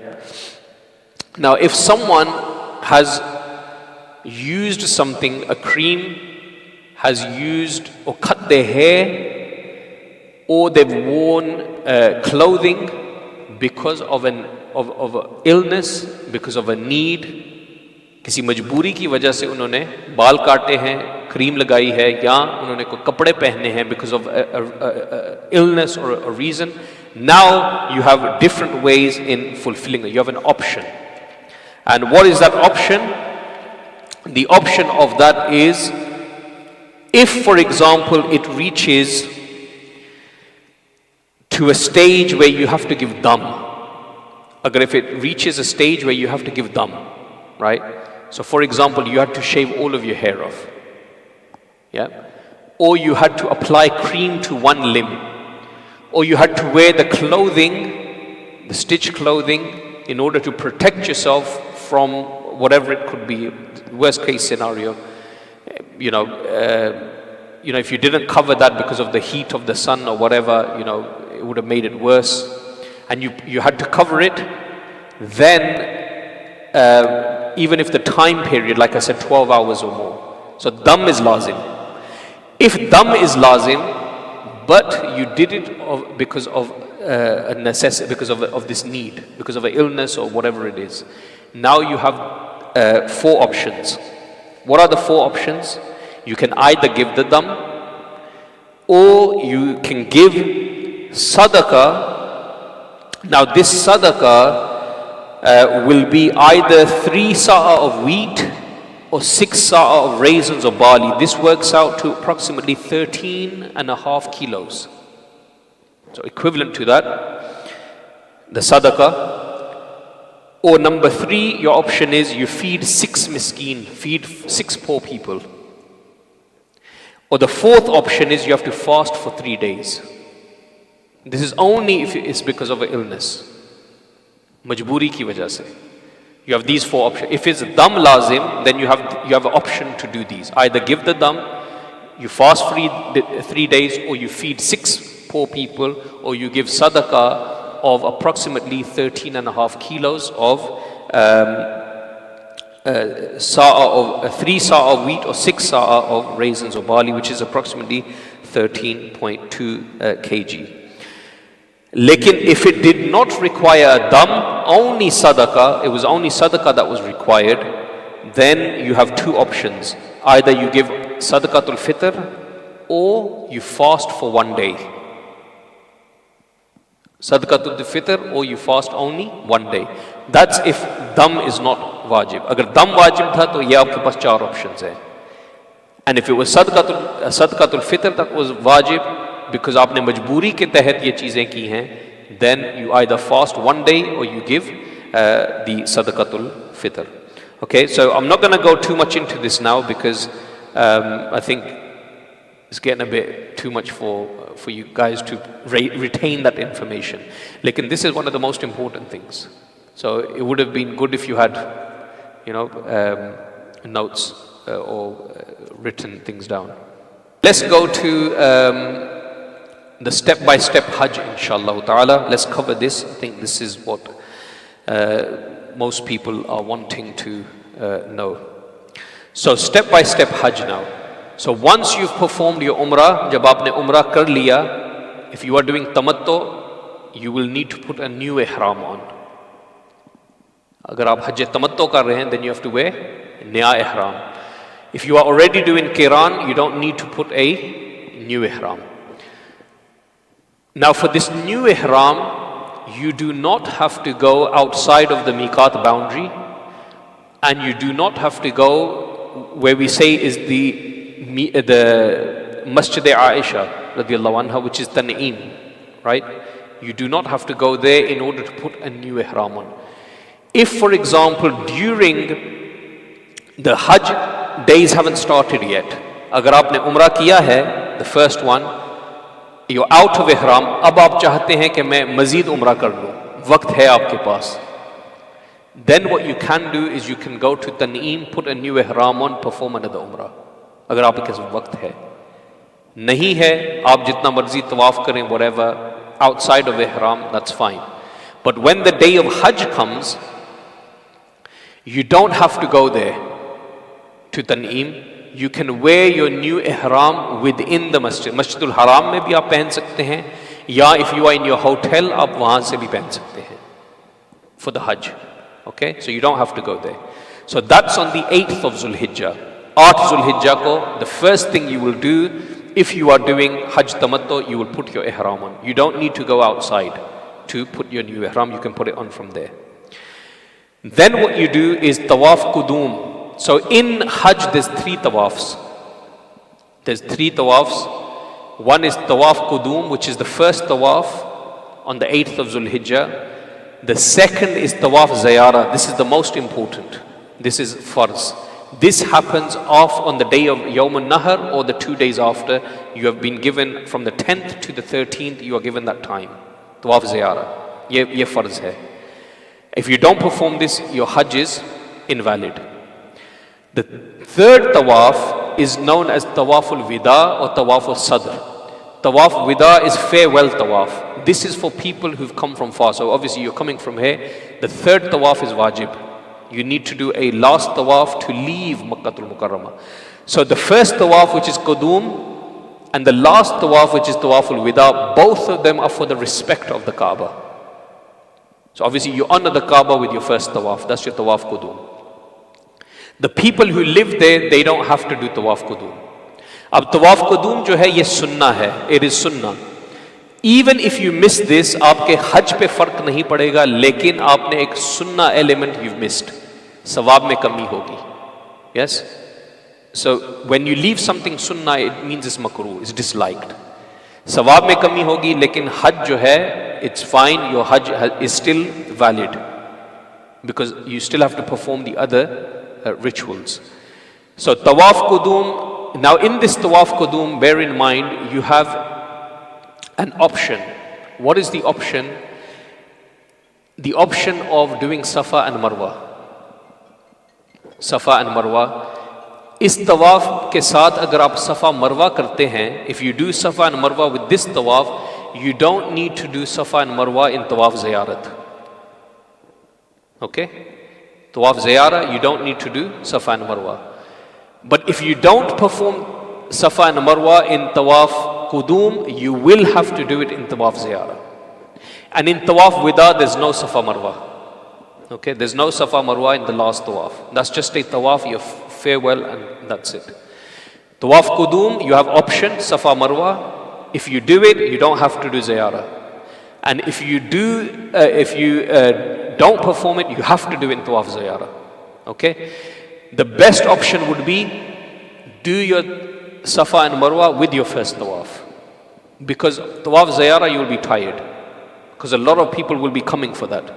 And sometimes, depending upon who you're with, if you're with a group, with people, you will be pressured to perform the tawaf ziyarah on the same day as the other things that you will be doing on the day of Nahar, on the 10th. And you've got so many things to do on the 10th. Okay, you can't delay it till the 12th. Lekin this is, I think, a better option. Do your Safa Marwa with the first tawaf. The tawaf qudum ke saath apna Safa. For men now, whenever you do your Safa Marwa, you have to do two things with it. Ramal and ittiba. Ramal is पहले जो 3 चक्कर हैं, you have to do it fast. वो आपने तेजी के साथ करने हैं. This is ramal. Ittiba, what Brother Rashid told us as well, is you uncover your shoulder. ये जो आप अपना जो दायां कांधा है इसको आप चादर उठा लेंगे इससे, so you expose your right shoulder. This is called ittiba. For sisters, they don't have to do ramal, they don't have to do ittiba. Okay, but for men, you in the first 3 circuits you have to do ramal, and for all 7 you have to do ittiba. For all 7. Okay, if you are doing Safa Marwa, if you are not performing Safa Marwa sa'i, you don't have to do ittiba. ये जो कांधे का है ना, अगर आप Safa Marwa नहीं कर रहे, you don't have to uncover this. If you are, then you will have to uncover. तो जैसे मैंने कहा, अगर आपने तवाफ कुदूम में Safa Marwa नहीं किया, you just done the tawaf, then in tawaf ziyarah you will have to do Safa Marwa and you will have to do the ittiba. Okay, because you're doing the Safa and Marwa. I think in tawaf ziyarah you actually come out of ihram. Tawaf ziyarah jo hai ye ihram ke bagair hai, so you won't be doing ittiba, sorry. You won't be doing ittiba because you do tawaf ziyarah without ihram. Okay, when we come to that, we'll do that. But when you do sa'i in Umrah and in Tawaf Qudum, you will have to do ittiba, which is uncovering of the shoulder because you will be in Ihram. Okay, so 8th of Zulhijjah, the first thing you do is you do your Ihram. Second thing you do is the first Tawaf Qudum. You have an option, Safa Marwa, or no, if you do, for the men, you have to do ittiba, uncovering of the shoulder, and Ramal in the Tawaf. Thereafter, what do? You leave for Mina. This is on the 8th. You leave for Mina. Now in Mina, you have to stay the whole night. And you have to perform 5 namaz there. So you will read Dhuhr prayer, Asr prayer, Maghrib prayer, Isha prayer, and the next morning Fajr prayer. So Zuhr se leke Fajr tak, you have to remain in Mina. When is this? 8 of Zulhijjah. So the Tawaf Qudum, obviously you will have to do earlier. Fajr ke baad aap kar lein, after sunrise. Lekin Zuhr prayer, Asr prayer, Maghrib, Isha and Fajr, from Zuhr to Fajr, you have to stay in Mina on the 8th of Zulhijjah. Okay, so that's all you're doing on the 8th, remaining in Mina. The 9th Zulhijjah, this is day of Arafah. This is Yawmul Arafah. So Arafah, standing in Arafah is fard. This is an important part. So no Zulhijjah ko, what do? You leave for Arafah after sunrise. After Talu Shams ke baad, sunrise ke baad, you will leave Arafah. And what will you do? You will reach in Arafah for Zuhr. Now, Wukuf of Arafah starts from Zuhr. The timing of it is actually from Dhuhr all the way to next day Fajr. Lekin, you are not allowed to delay it after sunset. If you delay it after sunset, it will be makruh. So on the 9th of Zulhijjah, from Dhuhr till sunset, this is the best time. This is the actual time. After sunset, it will be makruh, although your standing will be completed. वो आपका हो जाएगा, वकूफ़ अरफा, जो फ़र्ज़ element वो हो जाएगा. लेकिन it will be makruh if you delay it after Maghrib, after sunset. So you have, if someone, for example, worst case scenario, which I don't think happens, but worst case scenario, someone's missed it. They've missed their standing from Dhuhr, sunset, so they still have time till Fajr the next day in order to stand for a few moments in Arafah. Okay, they still have that time.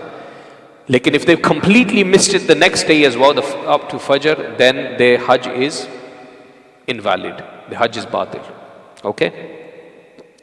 So when on the day of Arafah, when you get there, Zohar and Asr, if you are praying behind the main Imam, you get there for that Jamaat and you're praying behind the main, then you will combine your Zohar and Asr. If you are praying on your own, then you will need to read Zohar and Asr separately. If you, for example, do your own Jama'ah, you miss the main one, or you prefer, some people obviously, they don't go and pray behind the Imam. I don't want to get into the issues regarding that. Like in just the scenarios I'm putting before you. If someone prays on their own, then they will read Zohar Asr separately. And if you qualify as a traveler, matlab you are staying there less than 15 days, 15 दिन से आप वहाँ कम रह रहे हैं, आप मुसाफिर होंगे, you will have to pray your Zohar Asr as a musafir. If you're praying on your own, you will halve your prayer. 2 rakats for both. Lekin if you are praying behind the Imam who is muqim, who obviously resident there, you will pray your full prayer. But if you're praying with the main Imam, the main one, then you will combine your namaz, Zohar and Asr. And if you pray your own Jamaat, for example, in your own group, then what will happen? You will read your Zohar Asr separately. Does that make sense? Zohar Asr you pray separately. Now when you've done Waquf of Arafah, sunset, Maghrib time, you will leave. You will not pray Maghrib in Arafah. आपने Maghrib Arafah में नहीं पढ़नी, आपने Maghrib और Isha दोनों Muzdalifah में पढ़नी है. So you will now leave for Muzdalifah at the time of sunset, pray Maghrib and Isha in Muzdalifah in the time of Isha. So even if Maghrib का वक्त जो है वो ख़त्म हो गया, it doesn't matter. You have to pray Maghrib and Isha together. आपके लिए Maghrib qaza नहीं होगी, it will be Ada. The whole Hajj itself, Allah Ta'ala wants to show us that He can change the rules if He wants. वहाँ जाके आपको ये भी पता चलता है अल्लाह ताला He can change the rules as He wants. Normally क्या होता है, आपने मगरिब का वक्त है, इशा का वक्त है, Maghrib time finishes, then it'll be qaza. But here Allah is saying pray your Maghrib with Isha, it will still be Ada, doesn't matter, no qaza. He'll change the rules. Secondly, when we do our timings for the days, हम कहते हैं रात जो है वो दिन से पहले आती है. That's what we do, and the night comes before the day. जब हम शुरू करते हैं दिन तो क्या कहते हैं, रात पहले. लेकिन at Hajj, the day is before the night. It becomes opposite. So Allah Ta'ala changes the rules. That's, so Hajj is that, show the majesty of Allah. He is His Qudra, is His majesty. And we're all in front of Allah, He's the sovereign. Okay, that's the philosophy of Hajj. So when you go to Muzdalifah, what do? You combine Maghrib and Isha. Even if you're praying on your own, you have to combine Maghrib and Isha. Even if you pray behind an Imam, you combine Maghrib and Isha. It's not, whereas Zohar and Asr, the ruling is different. Okay? So 9th Zulhijjah, you stay now in Muzdalifah the whole night. On the 10th now, which is Yawmun Nahar, what do? You read Fajr in the early time, as soon as it begins. Read Fajr early and then leave Muzdalifah for Mina. You leave for Mina on the 10th. 10th Zulhijjah, which is known as the Yawmun Nahar, जिसे Yawmun Nahar कहते हैं, कुर्बानी वाला दिन, or for the rest of the Muslims, it's the day of Eid, yeah? 10th of Zulhijjah. Pray Fajr early, leave for Mina before sunrise. Now what do? When you get there, Jamaratul Aqaba, which is the big shaitan. The big shaitan, usko aapne 7 kankriyan maanni hai. So you will stone or pelt the big one. Okay? Jamaratul Aqaba, the large one. Now, on your way to Mina, when you leave Muzdalifah, it's recommended you collect all your stones. जो कंकरियां आपने फेंकनी है ना, it's recommended आप उसी वक्त जितनी भी कंकरियां आपको ज़रूरत है, for the next 4 days, you collect them. क्योंकि बार बार आना it'll be difficult. तो वहाँ से ही आप जितनी आपको चाहिए आप ले लें. Now, how many would you need? कितनी आपको चाहिए होंगी? So, सिर्फ on the 10th आपने एक जमरात को कंकरी मारनी है. Okay, so that's 7. 7 आपको यहाँ चाहिए. लेकिन for the next 3 days now, So the 11th, 12th and the 13th. Now 11, 12 and 13, again you have an option. Either if you want to stay in Mina after the 12th, you can. If not, on the 12th you can leave. But if you stay there until the Maghrib time of the 12th, then you have to stay for 13th. But if you leave before Maghrib time, you don't have to stay. Okay? So if you work out, just say 4 days, you will need to do the stoning. 7 you need on the 10th. Then you will need, 3 jamarat you will pelt on the 3 days. So how much is that? 7 times 3, 21. 21 times 3, 63, and then add 7, 70. So you'll need 70 stones with you. So 70 kankriyan aapko zarurat hogi. So take them with you. Now they don't have to be big rocks, they can be small ones. Aksar log kya karte hain, wo bade bhi phenk dete hain. And sometimes people throw their slippers. This is wrong. Okay, you are violating your Hajj. Ye gunah hai. Okay, avoid that. You know, some people are excited, shaitan hai, to isko lagaye isko. Small ones. So the small stones. So 70 small stones, usi waqt aap saath le le. All right. So 10th of Zulhijjah, you leave for Mina. You take your stones with you. You first of all pelt the Jamarat al-Aqaba, which is the big shaitan. You will do 7. Now when you have thrown your first stone, stop reading your talbiyah. So throughout the Hajj before that, you are reading Labbaik, Allahumma Labbaik. When you have thrown this first one, stop reading your talbiyah. You can do any other zikr now, any other thing, but stop your talbiyah here after the first stone that you've thrown. After you've done the Jamaratul Aqaba, what do you do now? You do Qurbani. You do the Qurbani. After the Qurbani, now you will shave or cut your hair. Okay, you cannot shave or cut hair before the Qurbani, you have to do it afterwards. If you've appointed someone to do it, then make sure they do it before you shave or cut your hair. तो कुर्बानी जो है ये बाल काटने से पहले है या for halq. अगर umrah में, this is another question that comes up, especially for the brothers, if you've had your head shaved in umrah time and you don't have any hair to shave now, तो क्या you can just to fulfill the ritual, उस पे आप उस तरह जो है फिर कर ले. Yeah, even if there's no hair, just put the machine over it. Doesn't matter whether it cuts or not. You've just fulfilled the ritual. Okay? So it doesn't matter. आप फिर उस पे कर सकते हैं. Doesn't matter. Okay? So shave or cut one's hair. Now you can come out of Ihram. Now you can come out of Ihram. So this is all on the 10th. But for Tawaf Ziyarah now, you can either leave straight away to go perform Tawaf Ziyarah, or you've got an option to perform it on the 11th or the 12th. So you've got 3 days, 10th, 11th or 12th to perform your Tawaf Ziyarah. तो Tawaf Ziyarah आप 10वीं को भी कर सकते हैं, 11 को भी या 12 को. I think what would be more easier for people is to go either on the 11th or 12th, because on the 10th you've got too much to do.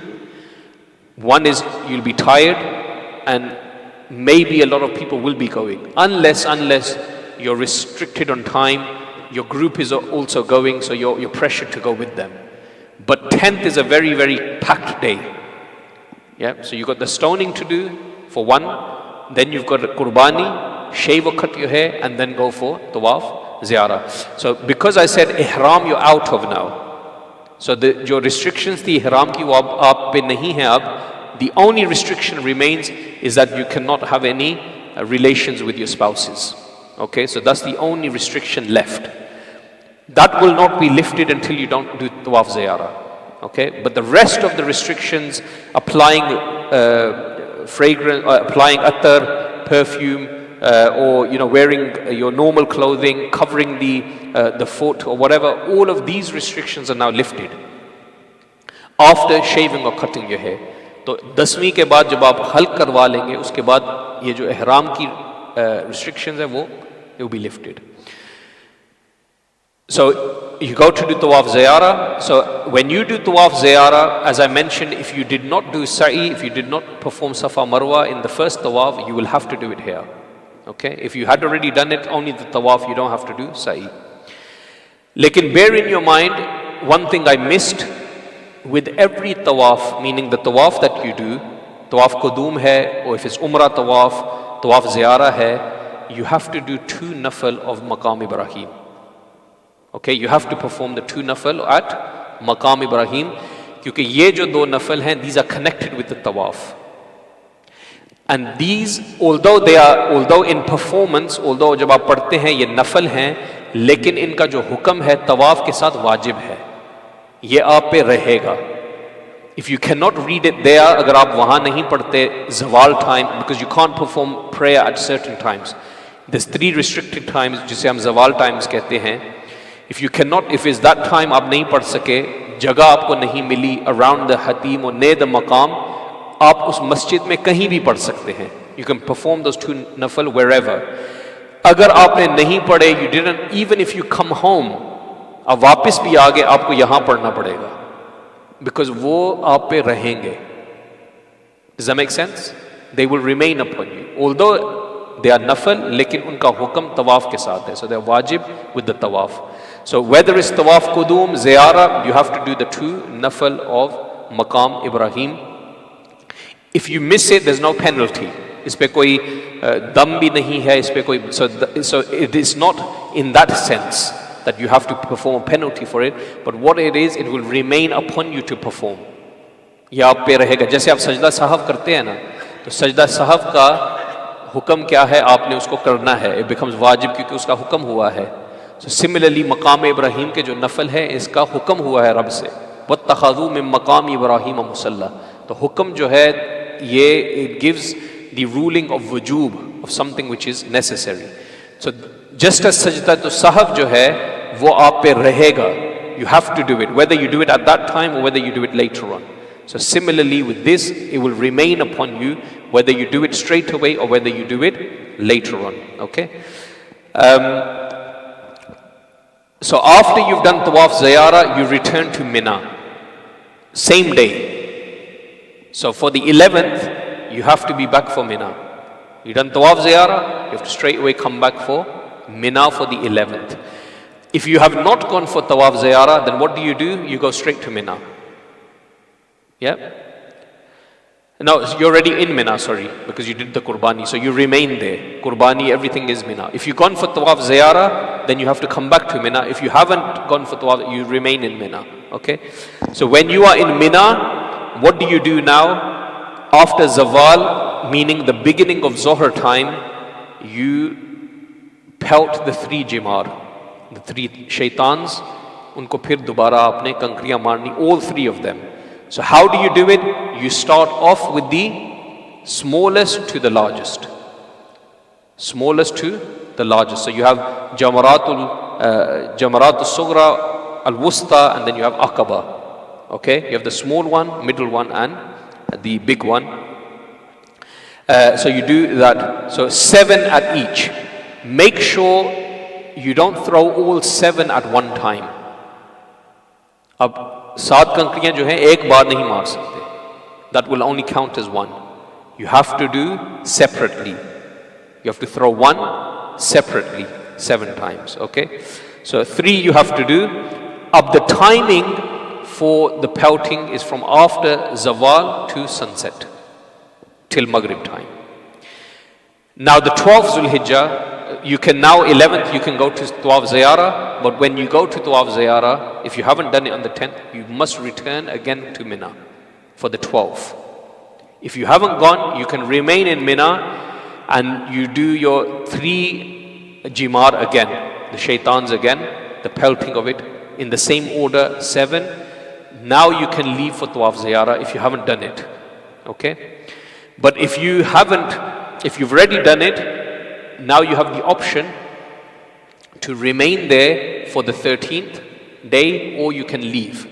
You can leave to either go do Tawaf al-Wida or you can go to Madinah Sharif, and then before coming back to the UK or going anywhere else before leaving, you can go back to Makkah Sharif and do Tawaf Wida. So Tawaf Wida, basically, you have room for it, because this is to do when you are actually leaving to go back. Okay? So, is everyone okay for that, or is it getting confusing?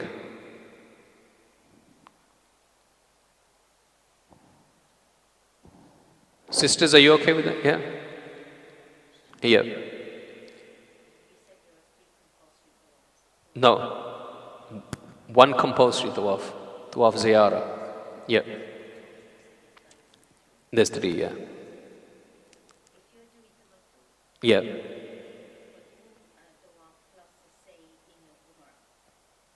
So in Umrah is separate. So when you do Umrah, you have to perform the sa'i, because that's part of the Umrah. Without that, your Umrah is not accepted. So you will come out of Ihram. So on the 8th of Zulhijjah, you have to put new Ihram, because you're doing Tamattu. Now once you put new Ihram, you do another Tawaf, which is Qudum. Yeah, so that's a Sunnah. Okay? In that, you have the option of whether to do sa'i or not.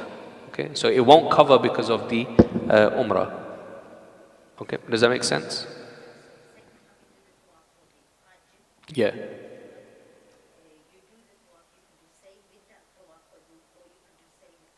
Ziyarah, yeah. Okay. So now on the 12th of Zulhijjah, what we said, if you remain in Mina you have time up to Maghrib, you can leave before that. But if you are there Maghrib time, you have to stay for the 13th. Okay, to do the 3 Jimars again. So 11 to 13, all 3 days is what is throwing the stones at the Jamarat. But 12, you can leave earlier only if you go before Maghrib. If you stay until Maghrib, you have to do the 13th. But Tawaf Ziyarah, you only have from 11 to 12. You can't do Tawaf Ziyarah on 13th. Okay? The last Tawaf, which is Tawaf Wida, this you have room for whether to go on the 13th and do it, get overdone with, and then go Madinah Sharif. Or you can go Madinah Sharif, come back, then do your Tawaf Wida. So Tawaf Wida is basically for when you're going back home. Okay, so you can do that at that. But Tawaf Wida does not have any sa'i. There's no Safa Marwa sa'i on Tawaf Wida. Okay. So just in pictures, this will be a quick refresher. So 8th Zulhijjah, bear in mind you have to spend Mina 5 namaz from Zohar till Fajr. 9th Zulhijjah is the day of Arafah, so you will leave from Mina after sunrise. So you've done Fajr in Mina, you read after sunrise to Arafah. In Arafah, your waquf, your standing in Arafah begins from after when Zohar starts, and you will remain there, or you can stay there for a little while, doesn't matter. As long as you catch the Arafah standing there before sunset, this is the best time. After sunset will be makruh. Okay? So you pray Zohar and Asr in Arafah, depending upon whether you're praying behind the main Imam or not. So the combination of the prayer is there. So then Muzdalifah, you have to pray Maghrib and Isha in Muzdalifah. You stay the night in Muzdalifah. On the 10th, you wake up earlier, you pray your Fajr early, in its early time, then you leave for Mina, okay? And the Mina, this is Yawm al-Nahar. Now on Mina, 10th of Zulhijjah, you have 3 things to do. First is stoning, Jamaratul Aqaba, the big one. Second is Qurbani. Third is halak or qasr, yeah, shaving the head. Now you have the option to either go do Tawaf Ziyarah or not. After shaving, you're out of Ihram, okay? Now 11th to 13th, Tawaf Ziyarah, if you haven't been already, but you have to come back to Mina again. Or 12th, you can go for Tawaf Ziyarah, and if you've done the Jamarat, then you don't need to come back to Mina, okay? But 11 to 13th, 12 and 13, you have the option. On the 12th, if you leave earlier than Maghrib, you can leave. If you stay there until Maghrib, then you have to stay for the 13th to stone the Jamarat, okay? So there's some pictures there to show you how the Jamarat look. I don't know whether they've changed it because these are some old pictures. So are you okay up to there? There's one, yeah, sorry sister.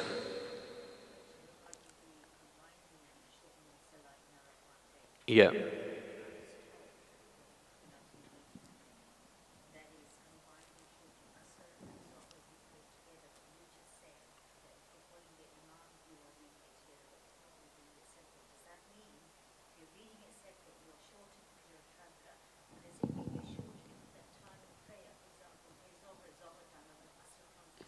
Yeah. So, yeah, the difference of opinion basically is due to our schools of thought. So, yeah, so in the Hanafi school, we don't combine prayers in any circumstance apart from on Hajj, behind the Imam there, because like I said, the rules change there. So the only time where we combine is behind the main Imam. We'll pray Zohar and Asr together. But if you're praying on your own, you have to pray the prayers in their times. So you're praying Zohar in its time and you're praying Asr in its time. So you won't combine it. Okay? Because I think they have the Imam basically does that for the people there. So because you're praying behind the Imam, that's why you're restricted to that. If you're doing your own, then you have to pray within their times. Yeah, the shortening, yeah. Okay. So in the Hanafis, we don't do Jama, so we don't combine prayers. There's a whole usul behind it. But what we do is we delay the time of one of the prayers towards its end, and then we read the other prayer in its beginning time. So it looks like it's combined, but it's not. Yeah, okay. We've already done this. You're all okay with this? I think time, we've gone over time for about 5 minutes, I think. So I think we'll take a break, inshallah. If there's not any more questions, we'll take a break, have some refreshments, and then we'll come back, inshallah, and we have, Brother Rashid will go through visiting Madinah Sharif and the app, and then Dr. Saab will go through some of the medical things. Is that okay? Is there any other questions before we have a break? Yeah. Yeah.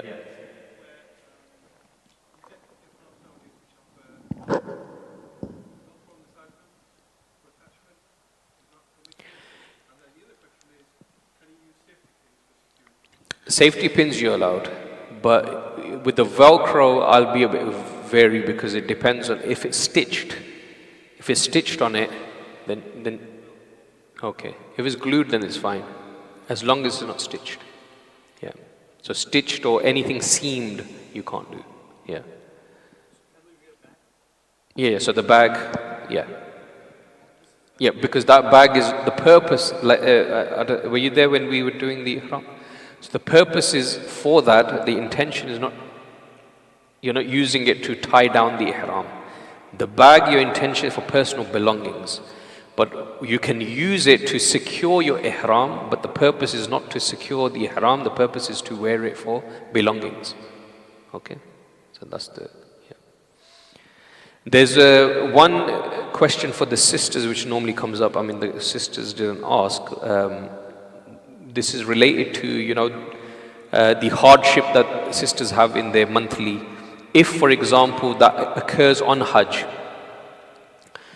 you can do all the rest of the things apart from prayer, apart from namaz, and apart from tawaf.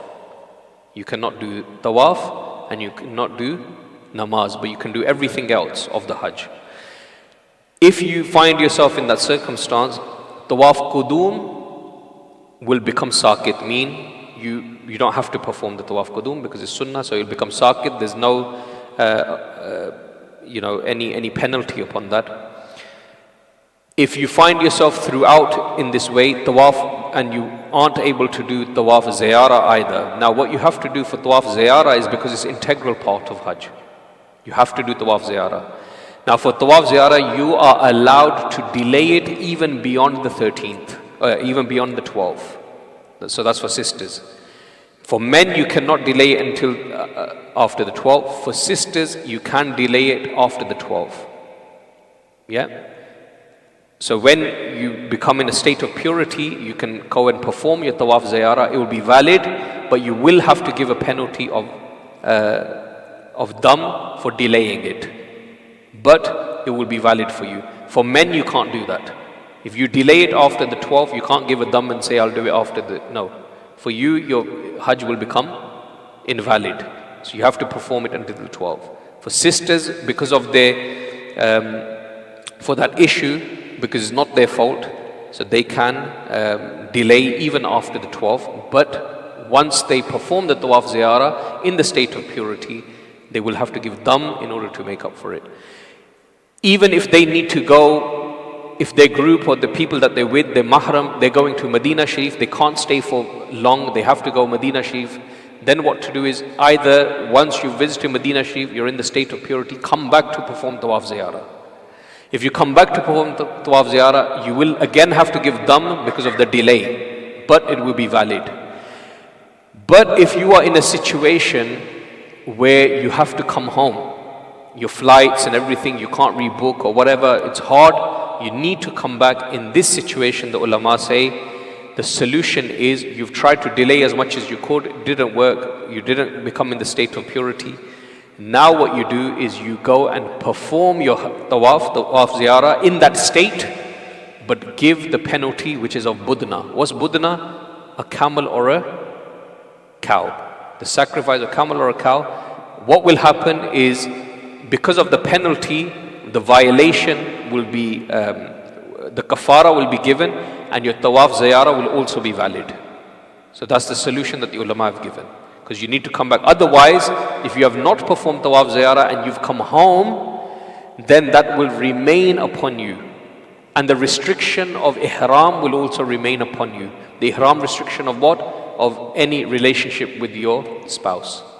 So the solution of that is that if you have to come back, you can't delay it, then perform tawaf ziyarah in that state, but give a sacrifice of budna, camel or goat.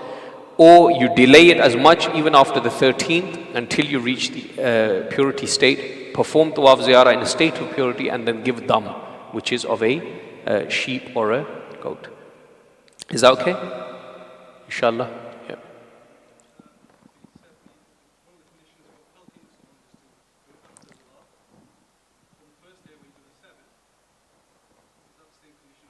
Yeah, so the timing is from that time, yeah. So you have to begin from that time. That's the masnoon time. If you do it before that, it's fine, but you've not done according to sunnah. Which one? Let's go back.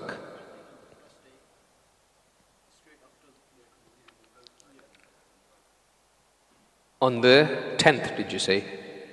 Yeah, so leave for sun. Yeah, you can start the Jamarat, yes, before sunrise, yeah. But the other ones is after Zawal time. Okay? The other ones. But the 10th, because you've got a lot of things going on. So you can do that straight after, when you get there. Okay? All right, we'll finish there, inshallah. If there are any questions, we can take them afterwards. And we'll have a break. And then we've got the other 2 sessions, inshallah. Okay? I hope you do come back after the refreshments, inshallah. Okay? Jazakumullah. Amin. Alhamdulillah Rabbil Alameen. Wassalatu wassalamu ala Rasulihil Kareem. Wa ala alihi wa ashabihi ajma'in. Rabbana taqabbal minna innaka anta as-sami'ul alim. Wa tub alayna innaka anta at-tawwabur rahim. Rabbana atina fid dunya hasana wa fil akhirati hasana wa qina adhaban nar. Allahumma inna ala dhikrika wa shukrika wa husni ibadatik. Wa sallallahu ta'ala ala khayri khalqi Muhammad.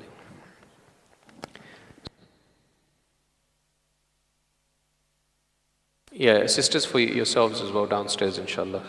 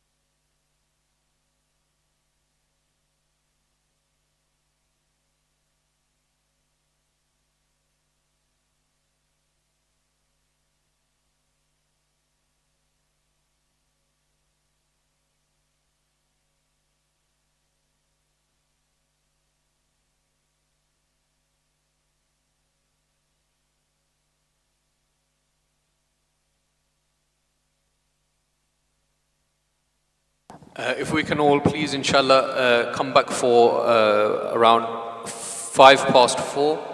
I think we have about 20 minutes, inshallah, and then inshallah we can carry on with the session.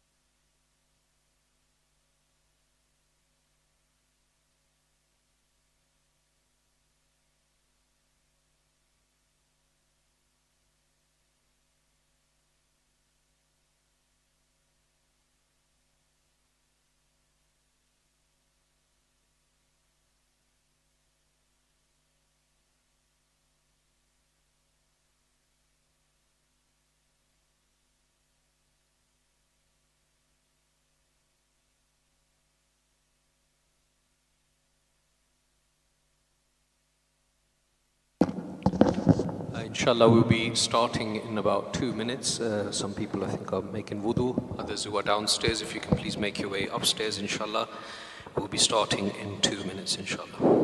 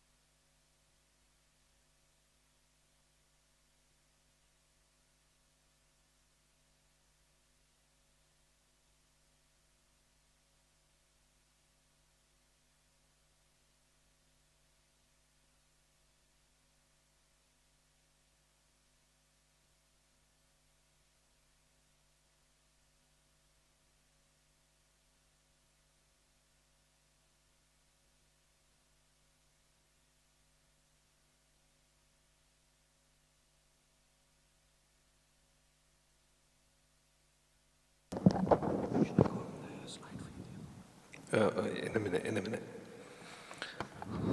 Okay.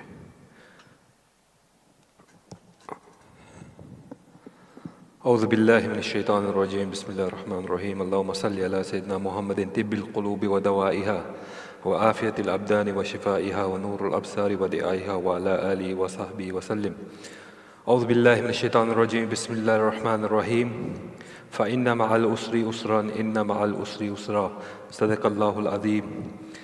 Okay, I was told to talk about Nusuk, but I think there's a couple more important things that I think, practical things that I need to just make you aware of.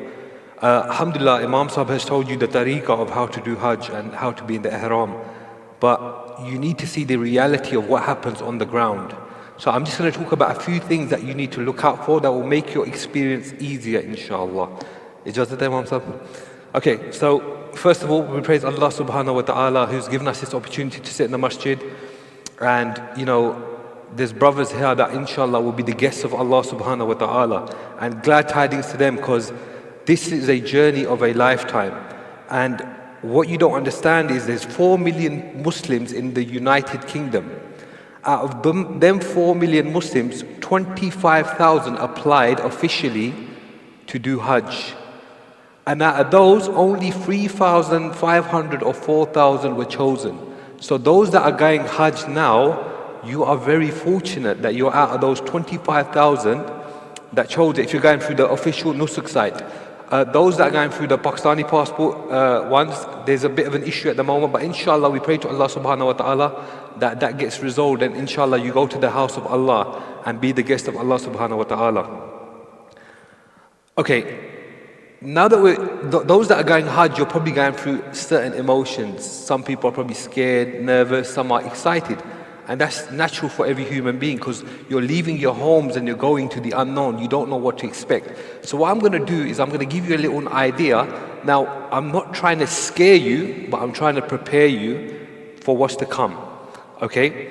Now, first of all, when we do Hajj, we make the niyyah for Hajj. Okay? We make the same niyyah for Umrah, just the words change.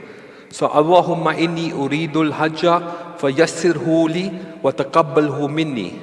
Yep. Now, if you're going to do Umrah, you instead of saying Hajjah, you say Umrah. Okay? But within this, there's something very important. Allah subhanahu wa ta'ala tells us to say, Oh Allah, I intend to perform Hajj, so make it easy for me. And Imam Sahib already spoke about this, that making it easy is because this is the only ibadah that has some element of difficulty.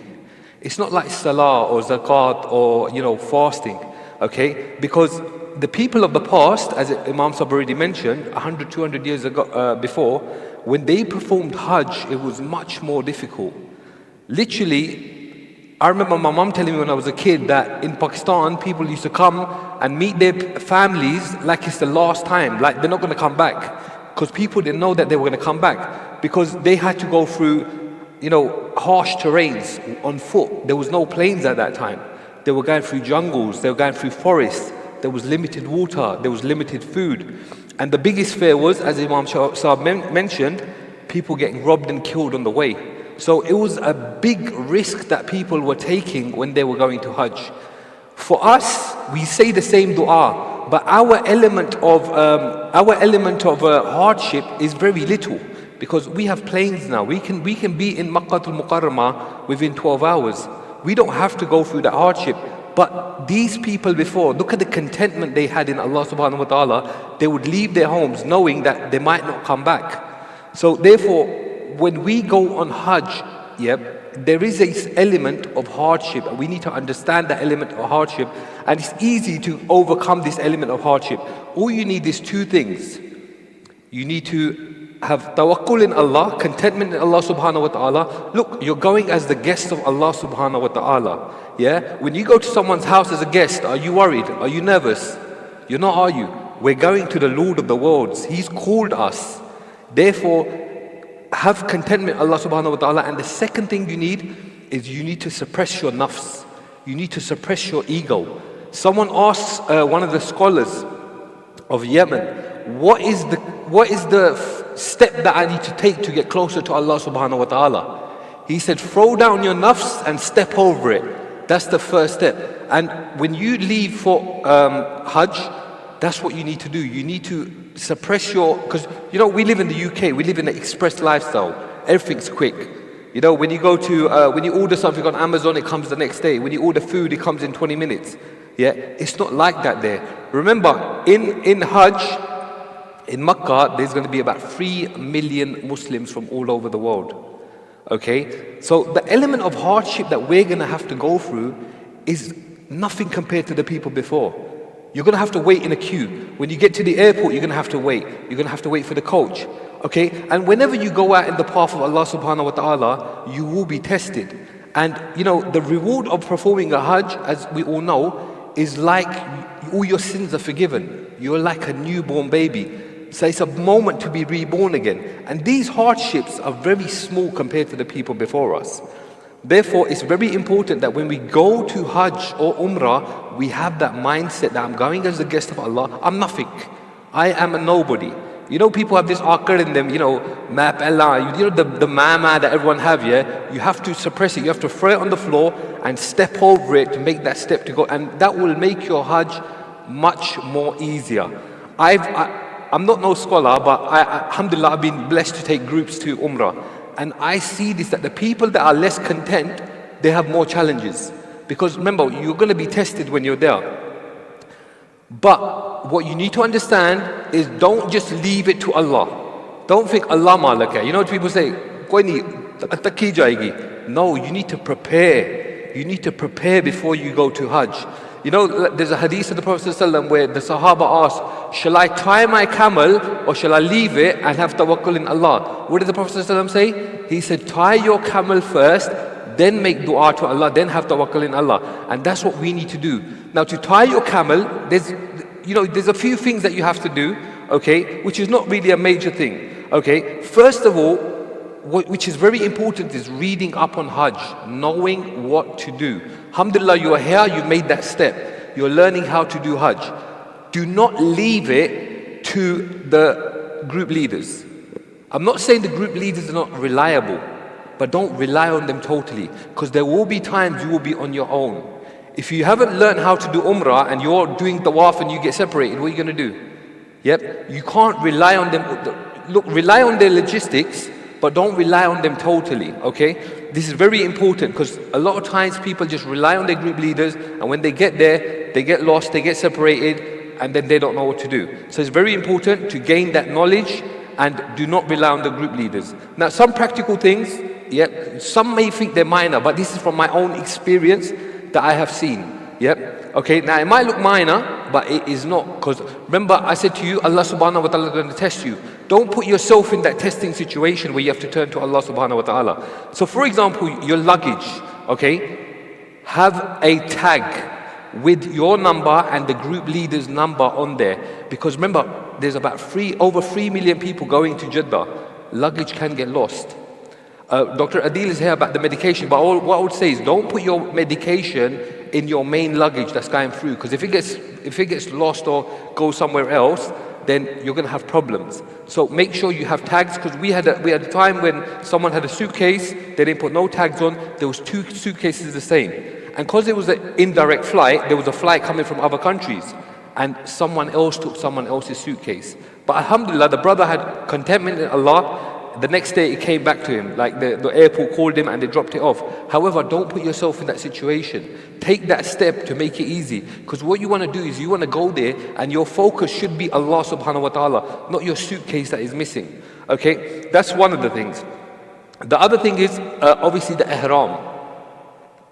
Sometimes people put ihram in their main suitcase and put it through. If you're having a stopover, look at your itinerary. Again, don't leave it to the group leader. If you've got a 1 hour stopover in Qatar airport, I would advise you, don't go to Qatar and put your ihram on. Put it on in the UK, because you're not going to have enough time. You might miss your flight. Yep. What I would advise is wear a jubbah. Under the jubbah, wear the bottom half of the ihram, because in the plane it does get cold when they have the AC on. So you could have that. When you get to the gate, just take the top bit off. It's much more easier. Don't leave. Also, I would not advise to wear your ihram in the plane. Because if you think you're going to wear the ihram on the plane and then there's 30 other people that are going to wear it as well, there's going to be a long queue, the miqat's getting closer, you're putting yourself in a situation where you might cross the miqat before you're in ihram. Yep. So it's very important that you either put your ihram on in the UK. If it's a long stopover, then yes, do it there. Okay, but if it's not, then put on your ihram before. Don't get yourself into a situation where you're going to get into a panic. You want to go there with an open mind, clear mind, and not being tested in that way. Okay.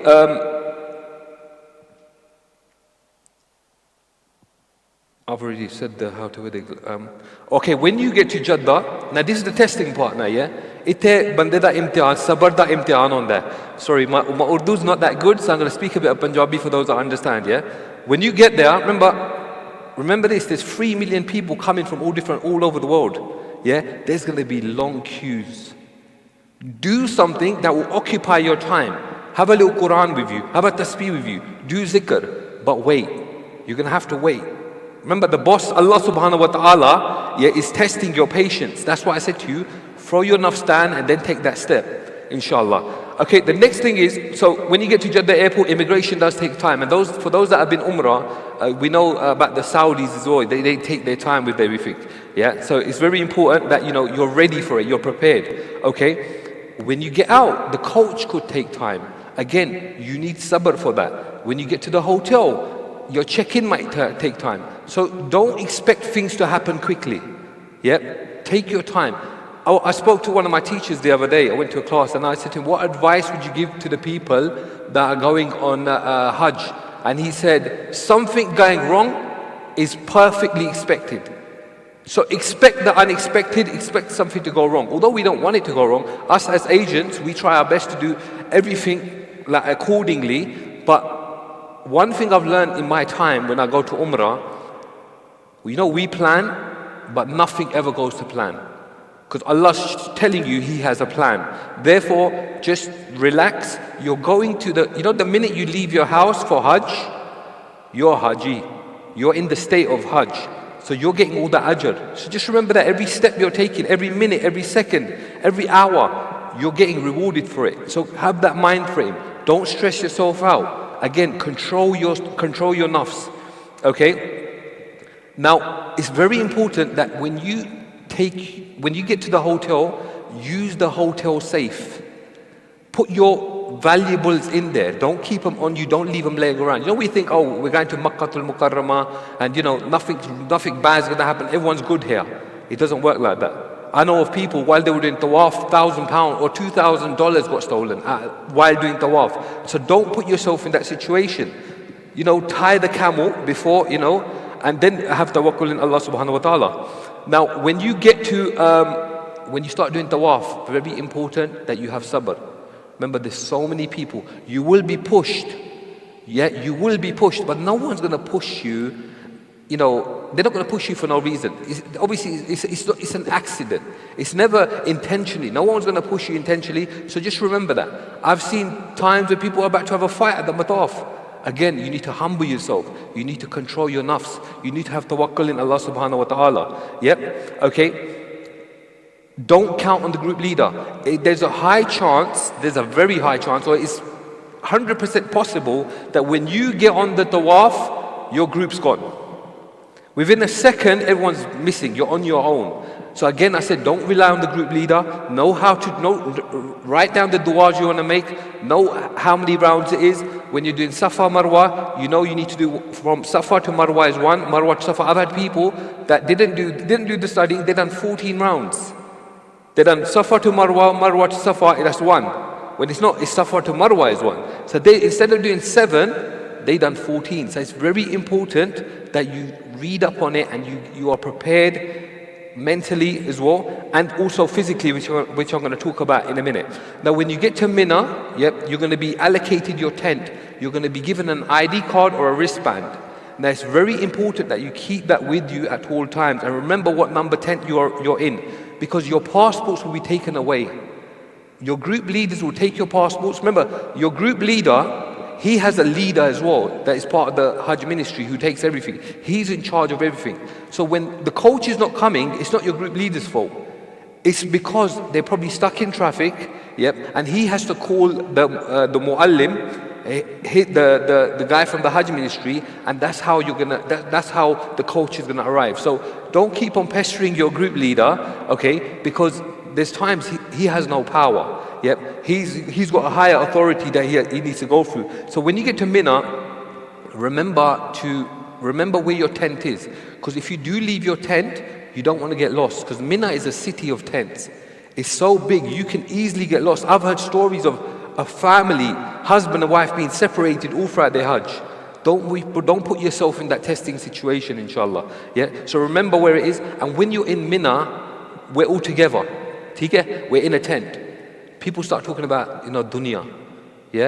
Don't talk about worldly things. Just do your zikr, read Quran. Have a plan. I need to finish the Quran in this trip. So you just read your juz and just occupy your time in the ibadah of Allah subhanahu wa ta'ala. Don't waste your Hajj. Because it's so easy sitting in Mina, backbiting someone, and you're not going to get the reward for the Hajj. Do you understand what I mean? Although you're going to do the arkan, you're going to do all the walking, but from your tongue you've been backbiting and doing things like that. So it's very important that you make the most of your time in Mina. Don't engage in worldly talk, And also, another advice for us Pakistanis is don't eat too much. There's a lot of food that they get, because the food is provided by the Hajj ministry. When you eat too much, you're going to put yourself in a testing situation. You know, you might get food poisoning, you might need to go to the toilet, and you know, toilets are limited as well. There's long queue. Just remember, there's 3.9 million or 3 million people there. There's going to be a lot of people, there's going to be queues for the toilets, so take it easy. Again, control your nafs. Yeah, okay? Now, on the day of Arafat, it's always important that you get the advice of your group leaders. Because in Arafat, you know, we see the pictures of Arafat, you got the mountain, the Jabal Rahmat. Yeah, that is part of Arafat, but Arafat's a massive ground. And we from the UK, we have separate tents where we stay. It's like Mina, it's a tent like Mina, but it's in the ground of Arafat. Now, you need to speak to your group leaders because you need to find out how far Jabal Rahmat is. Because Jabal Rahmat might be 2 kilometers away. It might be very far. So if you leave and you go there and you can't find it, you're going to get lost.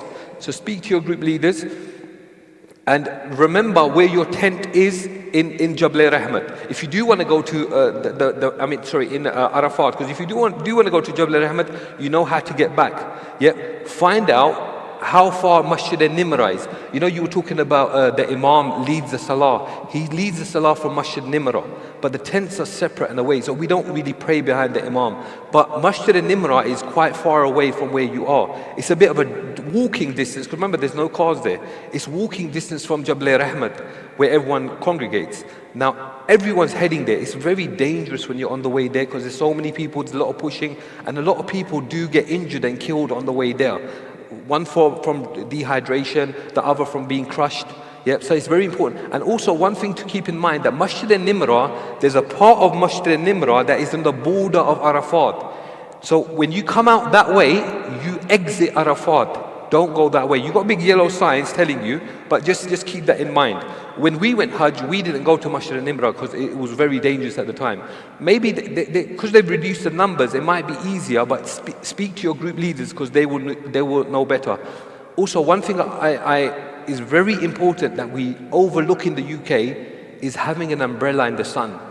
You need to have an umbrella because number one, you're going to be in Ihram, you're going to have bald heads, yeah, you're going to have a sunburn. Another thing is you're going to get dehydrated. So it's very important that when you're out in the sun, you know, like when it rains, you don't leave your house with an umbrella. In Saudi, if you're going to go out, have an umbrella. You need to be in some sort of shade because again, you don't want to put yourself in a situation where you get dehydrated and then you fall ill, inshallah. So make sure that you have an umbrella. Make sure you're back. So watch the time. You need to be back to your tents in Arafat by sunset because your group might leave for Muzdalifah. Now with Muzdalifah, again, Allah's the best of planners.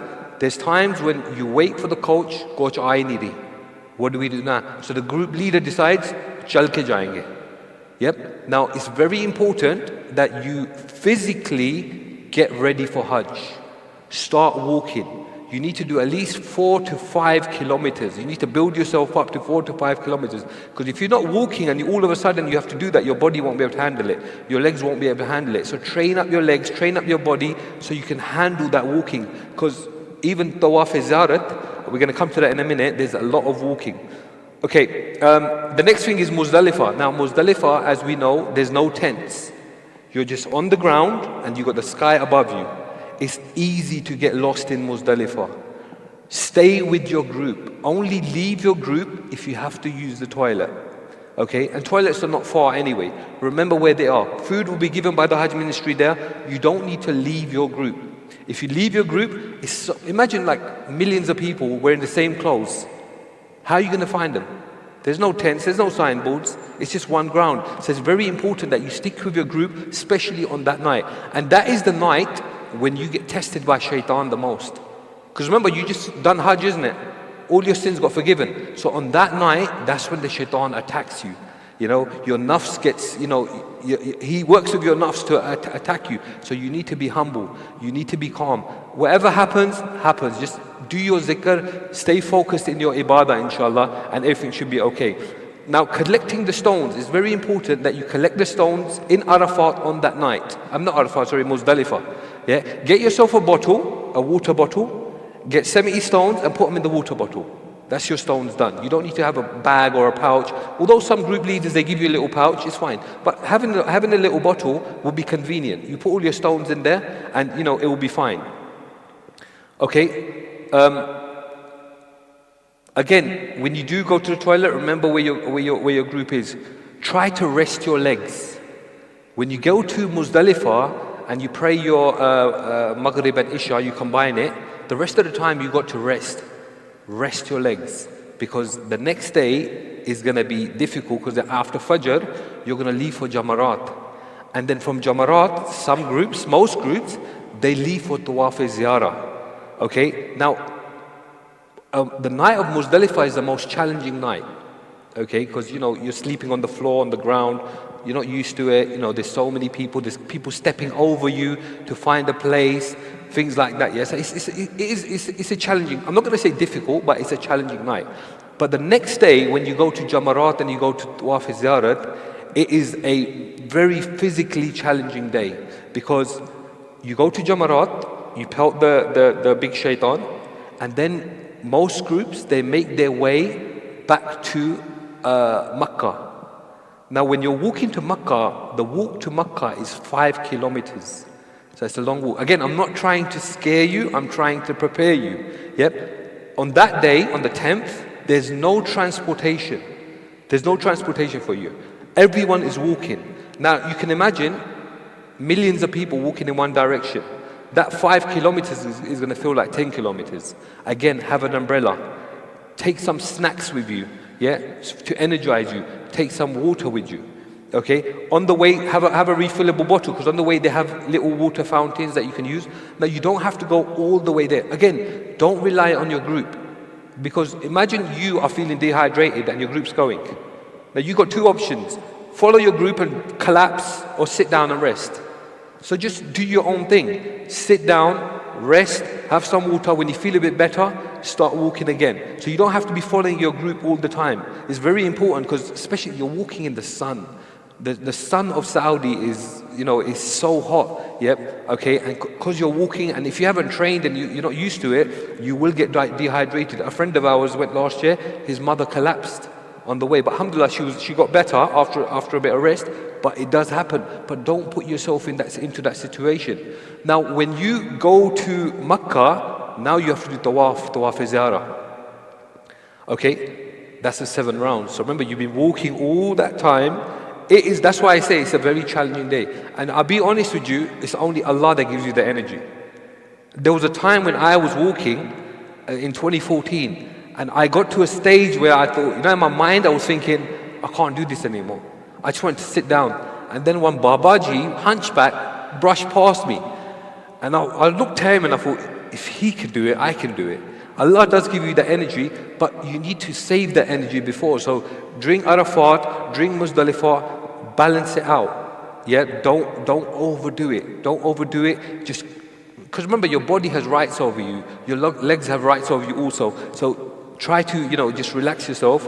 Yeah, once you've done the Tawaf-e-Ziyarah, some of you who haven't done the Sa'i before, you'll have to do Sa'i. So as Imam Sahib said, it's better to do the Sa'i before, because Sa'i is about 3.5 kilometers as well, from one side to another. So it's very important that we do that. And then you've got Tawaf al-Wida. With Tawaf al-Wida, it's much more easier. However, you need to understand is, those that are in Ihram cannot go to the Mataf.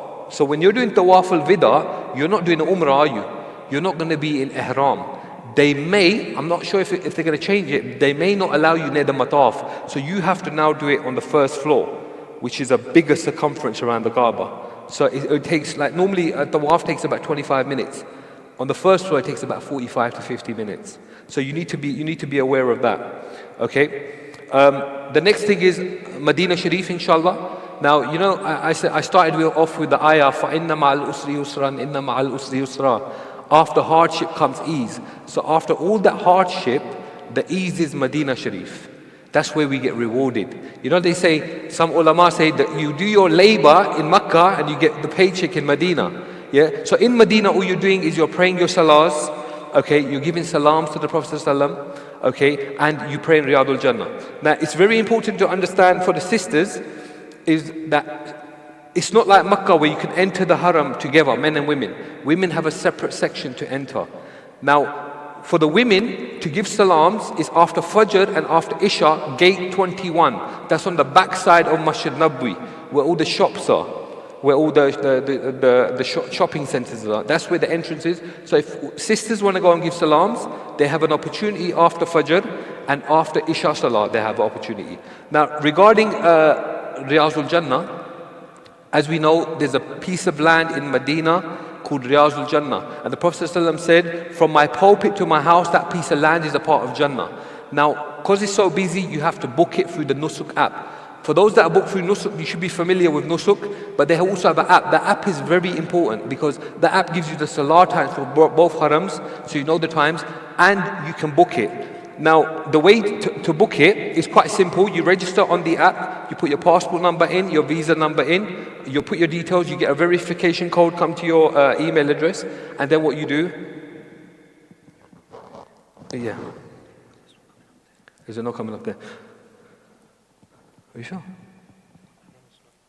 Okay, no problem. So basically what you do is, once you've registered, you get the option to book permit. It says Rauda, book permit.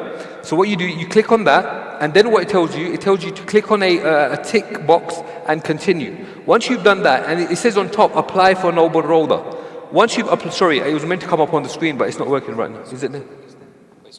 Okay, okay. So, okay. Okay, so once you've clicked on that where it says apply for Noble Rauda, yeah, you press continue, and then you've got the dates. So you choose the date, your desired date. Okay? Then once you've chosen your desired date, it gives you an option for morning and evening. Okay? Now, it's very important to understand and remember, because sometimes people forget this, try not to book your Rauda between Asr and Maghrib. Because it's makruh time. You can't pray there. Unless you don't pray with the Jama'ah and you pray your Asr in the Rauda. That's different. But if you've prayed your Asr, then I wouldn't advise you to go to the Rauda. I mean, you've already booked it, then all you can do is sit there and make dua. You can't pray no nawafil. Yep, so it's very important. Best time will be early in the morning, tahajjud time. You know, that's the most powerful time. Once you've clicked morning or evening, then it gives you your time slots that are available. Okay, you choose your time slot and you press confirmed. And then what you have at the bottom, you have permits. And that's where there's a QR code, and you show that QR code, and that's the only way you can get in. If you don't have that QR code or don't show it, you're not going to be permitted to enter into Riyazul Jannah. Now, it's very important to understand that sometimes dates are not coming. Again, Allah's testing you. Allah wants you to turn to Him. Allah wants to see contentment. Yeah, so you pray to Allah, you make dua, and you know, there's people, they weren't getting it on the last day, they got it. Yep. And if you don't get it, inshallah, Allah's going to give you the reward for it. But you need to understand, it's very busy. I think it's after 12 p.m. You keep on checking the app, and they update it, inshallah. So the last thing I want to say is, for all those that are going to Hajj, please remember the Ummah in your dua, especially the people of Palestine, especially the people of Sudan and all the Muslims that are struggling all over the world. Pray for us that we get given the opportunity to go as well. Those that are sitting here that have not been, may Allah give us all the opportunity to go there. Now I'm going to pass it over to Dr. Adeel, and inshallah he will talk about the medical side of things. Assalamu alaikum wa rahmatullah.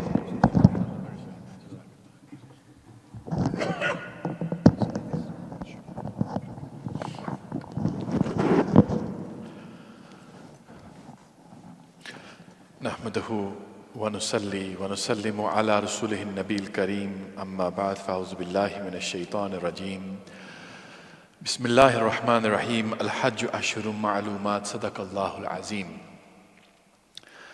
Honorable guests, brothers and sisters, it's a real privilege and honor for me to be here, to be invited to speak at this masjid on such an auspicious and important occasion. It's a real honor for me to be alongside Allama Khurram Sahib, someone who I've admired since I was a young boy here, and Brother Rashid for his speech as well. My speech is going to be very specific about some of the health understandings, implications, and some of the practical advice that's required for the Hajj.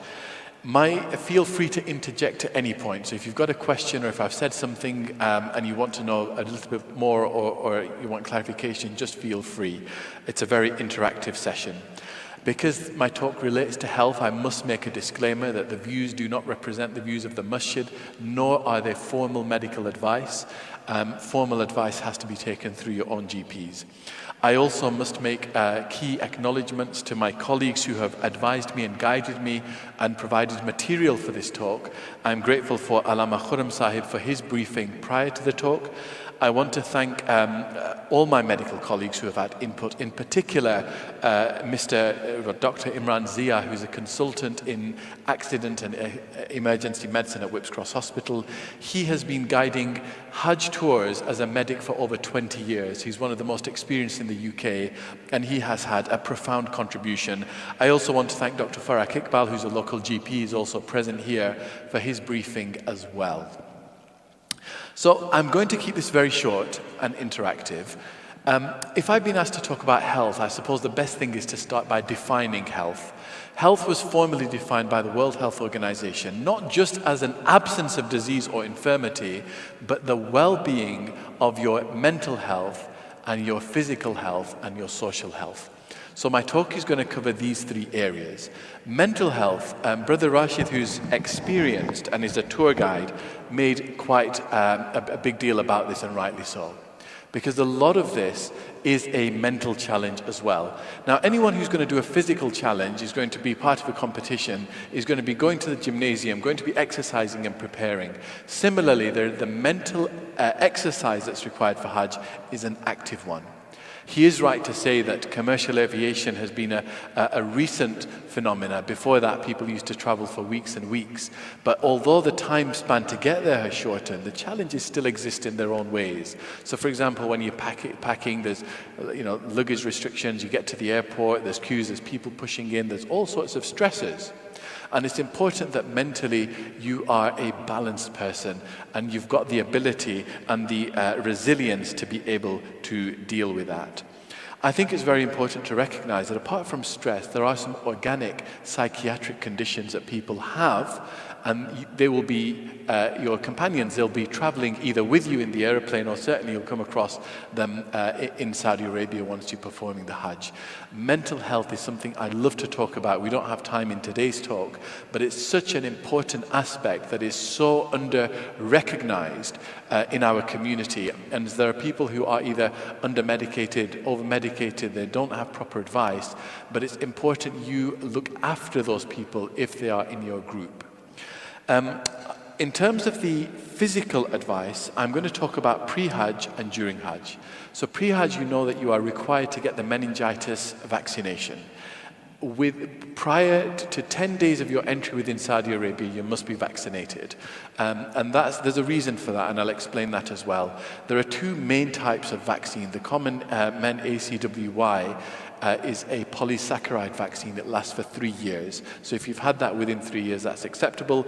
There are some of the newer injections, the MenVio, which lasts for 5 years, and that's a conjugate vaccine. But again, both of them need to be taken 10 days before you arrive. And that's because once you're vaccinated, the process of antibody generation takes about that long to keep you protected. So that's the rationale behind that. There are other vaccines that are recommended by the ministry. That includes the seasonal pneumococcal vaccine, which is to prevent colds, the COVID vaccination, tetanus, and the hepatitis A and B. If you've got those, they're not mandatory, but they are helpful. In terms of pre-existing medical conditions, I would say, just as you're packing your passport, it's important to have a letter from your GP which outlines all of your medical conditions and the medications you take.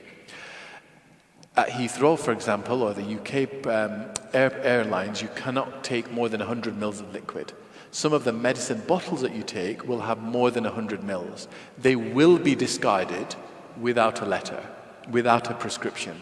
So it's very important you take you ask your GP, can I have a repeat prescription copy which has everything, your latest records on there, or at least a summary letter. If you've got major medical conditions, that includes transplants where you're taking steroids or immunosuppressants, it's important you have a letter that outlines, a recent clinic letter which has a contact detail for your consultant and for the hospital that you normally looked after. This is, like Brother Rashid said and someone said downstairs, practically things are quite smooth, but the best way to go is prepare for the worst, but inshallah have the best. Once you're prepared for the worst, then you know that at least all that's there in the backup, but inshallah you won't need to call on this information, but it's there if it's required. Before you go, if you've got any dental issues, ocular issues, try to get those addressed, because if these things flare up there, it can be problematic, especially within the logistics of having to be between places, the heat, and everything else. I don't want to reiterate the practical points, but they say that glasses are better than contact lenses in that condition. Umbrellas, white umbrellas reflect the heat, so I think that's better.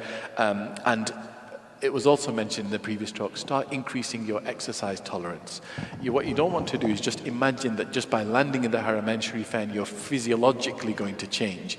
The challenge is going to be there, but increase your exercise tolerance. Here in the UK, we tend to have a relatively sedentary lifestyle where we're sitting around a lot on chairs, and we don't get much formal exercise or informal exercise, and it's important for you to start doing that before you fly. Certain medications are banned in Saudi, certain drugs are banned in Saudi Arabia. Controlled drugs, for example, opiate-based drugs like morphine, and morphine here is a relatively common prescribed drug. So if you've got that and it's about your person and you've got no documentation, that can land you in a lot of legal trouble there as well. So that's why I say your prescriptions with some letters are mandatory to be with you. If you've got your phone with you, take pictures, because even if they're in your suitcase and you're stopped, at least you've got that easy access on your phone. If you're diabetic, and diabetes is common in the Asian community, unfortunately, and it's often trivialized, but it's not a trivial condition, it's a very serious condition. Make sure you've got ample supply of your medications. Try to keep a sugar testing device with you just to keep an eye on your sugars, particularly if you're feeling unwell. Sometimes you think, oh, I'm just generally fatigued, but your sugar could be bordering on 2.1, 2.2, and once it drops to less than 1.8, you can become unconscious very, very quickly.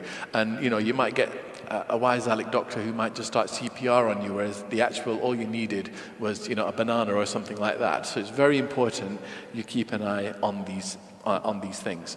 Insulin ideally should be refrigerated, so as much as possible keep it cool, but keep these things with you.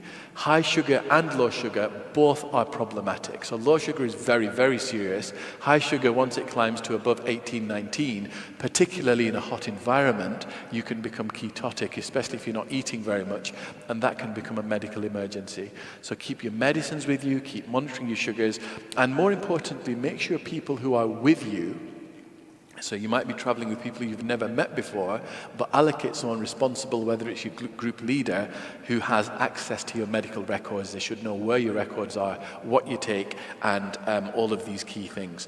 Keep a snack with you as well, just in case you do become dehydrated or you become, if your sugars are low. The Hajj ministry is extraordinarily well designed, and the whole system is set up for human health. They've mitigated the risks of fires. They've learned from previous experiences. I know Dr. Iqbal, who's here, deals with football stadiums in the United Kingdom where there's tens and thousands of people. There we're talking about millions. So the system is very well designed, but you need to know who to recognize, who to ask help for, and they will guide you to medical facilities. Medical care there is free, and there are a lot of centers, 24 hours opened. In Makkah Al Mukarramah, just behind the main gate, behind the Al Safa Towers, you've got the Adeel hospital, which is there 24 hours that you can access if required. Pharmacies are open 24 hours, but some of the drugs that you get in the UK are not available easily there, including some very important drugs like GTN. GTN is a spray that cardiac patients use if they're experiencing chest pain.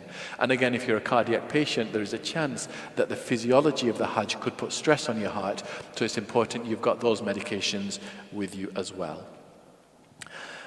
Common things are common. You're more likely to pick up a cough from there, and there's lots of viruses. People are coming from 180 degrees, from 180 countries. If you develop a cough, part of the religion is looking after one another.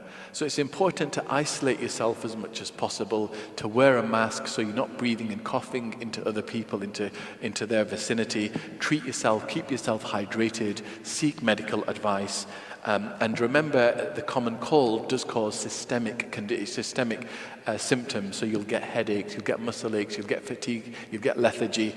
And although there will be good-hearted people within the group who will support you, remember that it's an additional burden on them. So I often say, when it comes to wheelchairs, the person on the wheelchair is less likely to get unwell than the person pushing the wheelchair, because it's a huge thing to push, circa 100 kilograms, all these kilometers. It's very taxing. So if you've got someone who is pushing a wheelchair, just take an extra moment to be mindful of them, to look after them as well, because sometimes they get neglected because it seems like they're just serving, but the people who's serving should be served as well.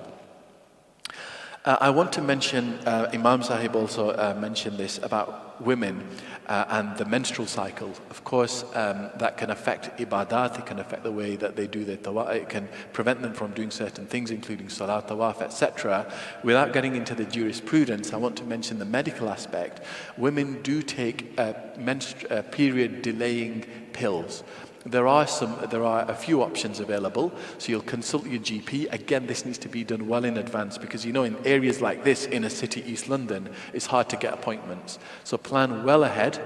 Your GP will consult you, they'll go through things, they'll check your blood pressure, they make sure you don't have a thrombotic history, which means you don't have a risk of blood clots in your family. They'll check other things like migraines. You've got to be totally honest. So it's not like, you get some people who say this to your GP to get the medicine. It's better you be honest, because all of these medicines come with risks, and it's about risk mitigation, and Islam is not here to put you into that risk.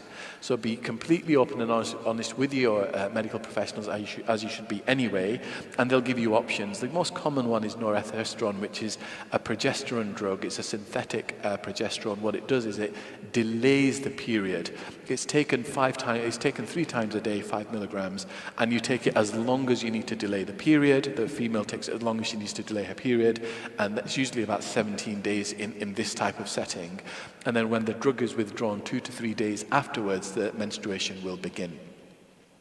The GP will advise that you take it at least 3 days before you need it to have effect. The colleagues who've had practical experience have said aim for about 5 days pre-menstruation, just to be on the safe side. There are other drugs, the combined oral contraceptive pill. If women are already on that, they'll continue that and just not take the break. And then there are some injections that can be given as well. So these are options, but if you need them, the point is that you should seek medical advice early on rather than later, and all of these things have risks. The reason I'm saying this is some of the women in your group may be taking these agents, and what else increases the risk of blood clots is dehydration. Are you at risk of dehydration in Hajj? Yes, of course. Long-haul flights. Are you likely taking a long flight? Yes, you are. So there's a lot of background factors which are already increasing the risk. Often, not to make general statements, but we put an excessive burden on our women when we travel. They're doing all the packing, they're carrying the children, they're sat there in the seats while we're stretching our legs, putting our ihram on, etc. It's important that even if they're not on these medicines, but particularly if they're on these medicines, you're giving females a chance to stretch their legs, to walk around in the plane, and offering them water, not just offering, but making sure they're drinking. It's easy to lose track of time in these settings, and so you should plan the amount of fluid you're having. Aim for at least 3 liters a day. You've got bottles there that you can measure, and try to supplement with oral rehydration sachets. These contain some important vitamins which just keep you alert and hydrated. So I think really that's the main thing that I wanted to mention. You've got mental health, physical health, female health, and then when you come back as well, it's important to just make sure that you if there's been any medical issue you've had, to update your medical records in the UK as well, so that your clinicians are aware. So I hope that was useful. If there's any questions, feel free to ask them.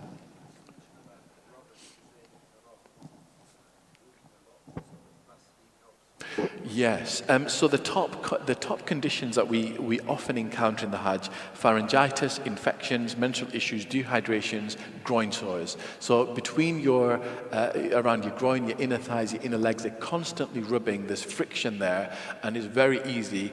When you first develop it, you're like, I can get through this. But very quickly, as the skin layer rubs off, then it becomes inflamed and intensely painful, and it limits your activities significantly. As Brother Rashid mentioned, good cream, I recommend E45. You've got lots of E45 creams, but there's one with a red top, and that's called for very dry skin. That works really, really well. Vaseline works very effectively as well. So just be aware of these things. Foot ulcers, constipation, diarrhea, vomiting, all of these can happen. If you develop coughs or diarrhea or vomiting, these are very quickly transmissible conditions. So just try and isolate yourself. In particular, stay away from vulnerable people, the elderly, the very young, the pregnant, the infirm, just to help mitigate the risk of disease spreading. Are there any other questions at all? No? Once again, yes, sir. Yeah.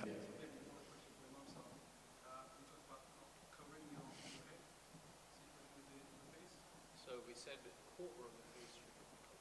So you've just got it over the mouth. So one quarter. Yeah. Isn't that only if you're not well? Yeah. Somebody decides to put one, No. it shouldn't be that kind of some medical well. They will have passed on the virus. And you know the umbrella that was mentioned? It's the umbrella is over you, it's not covering directly the head. I want to thank everyone for attending. I'm going to hand over to Imam Sahib. I'm just going to humbly request those of you who are performing the Hajj, keep us in your du'as as well, and may Allah accept this once in a lifetime journey. Jazakallah khair. Assalamu alaikum.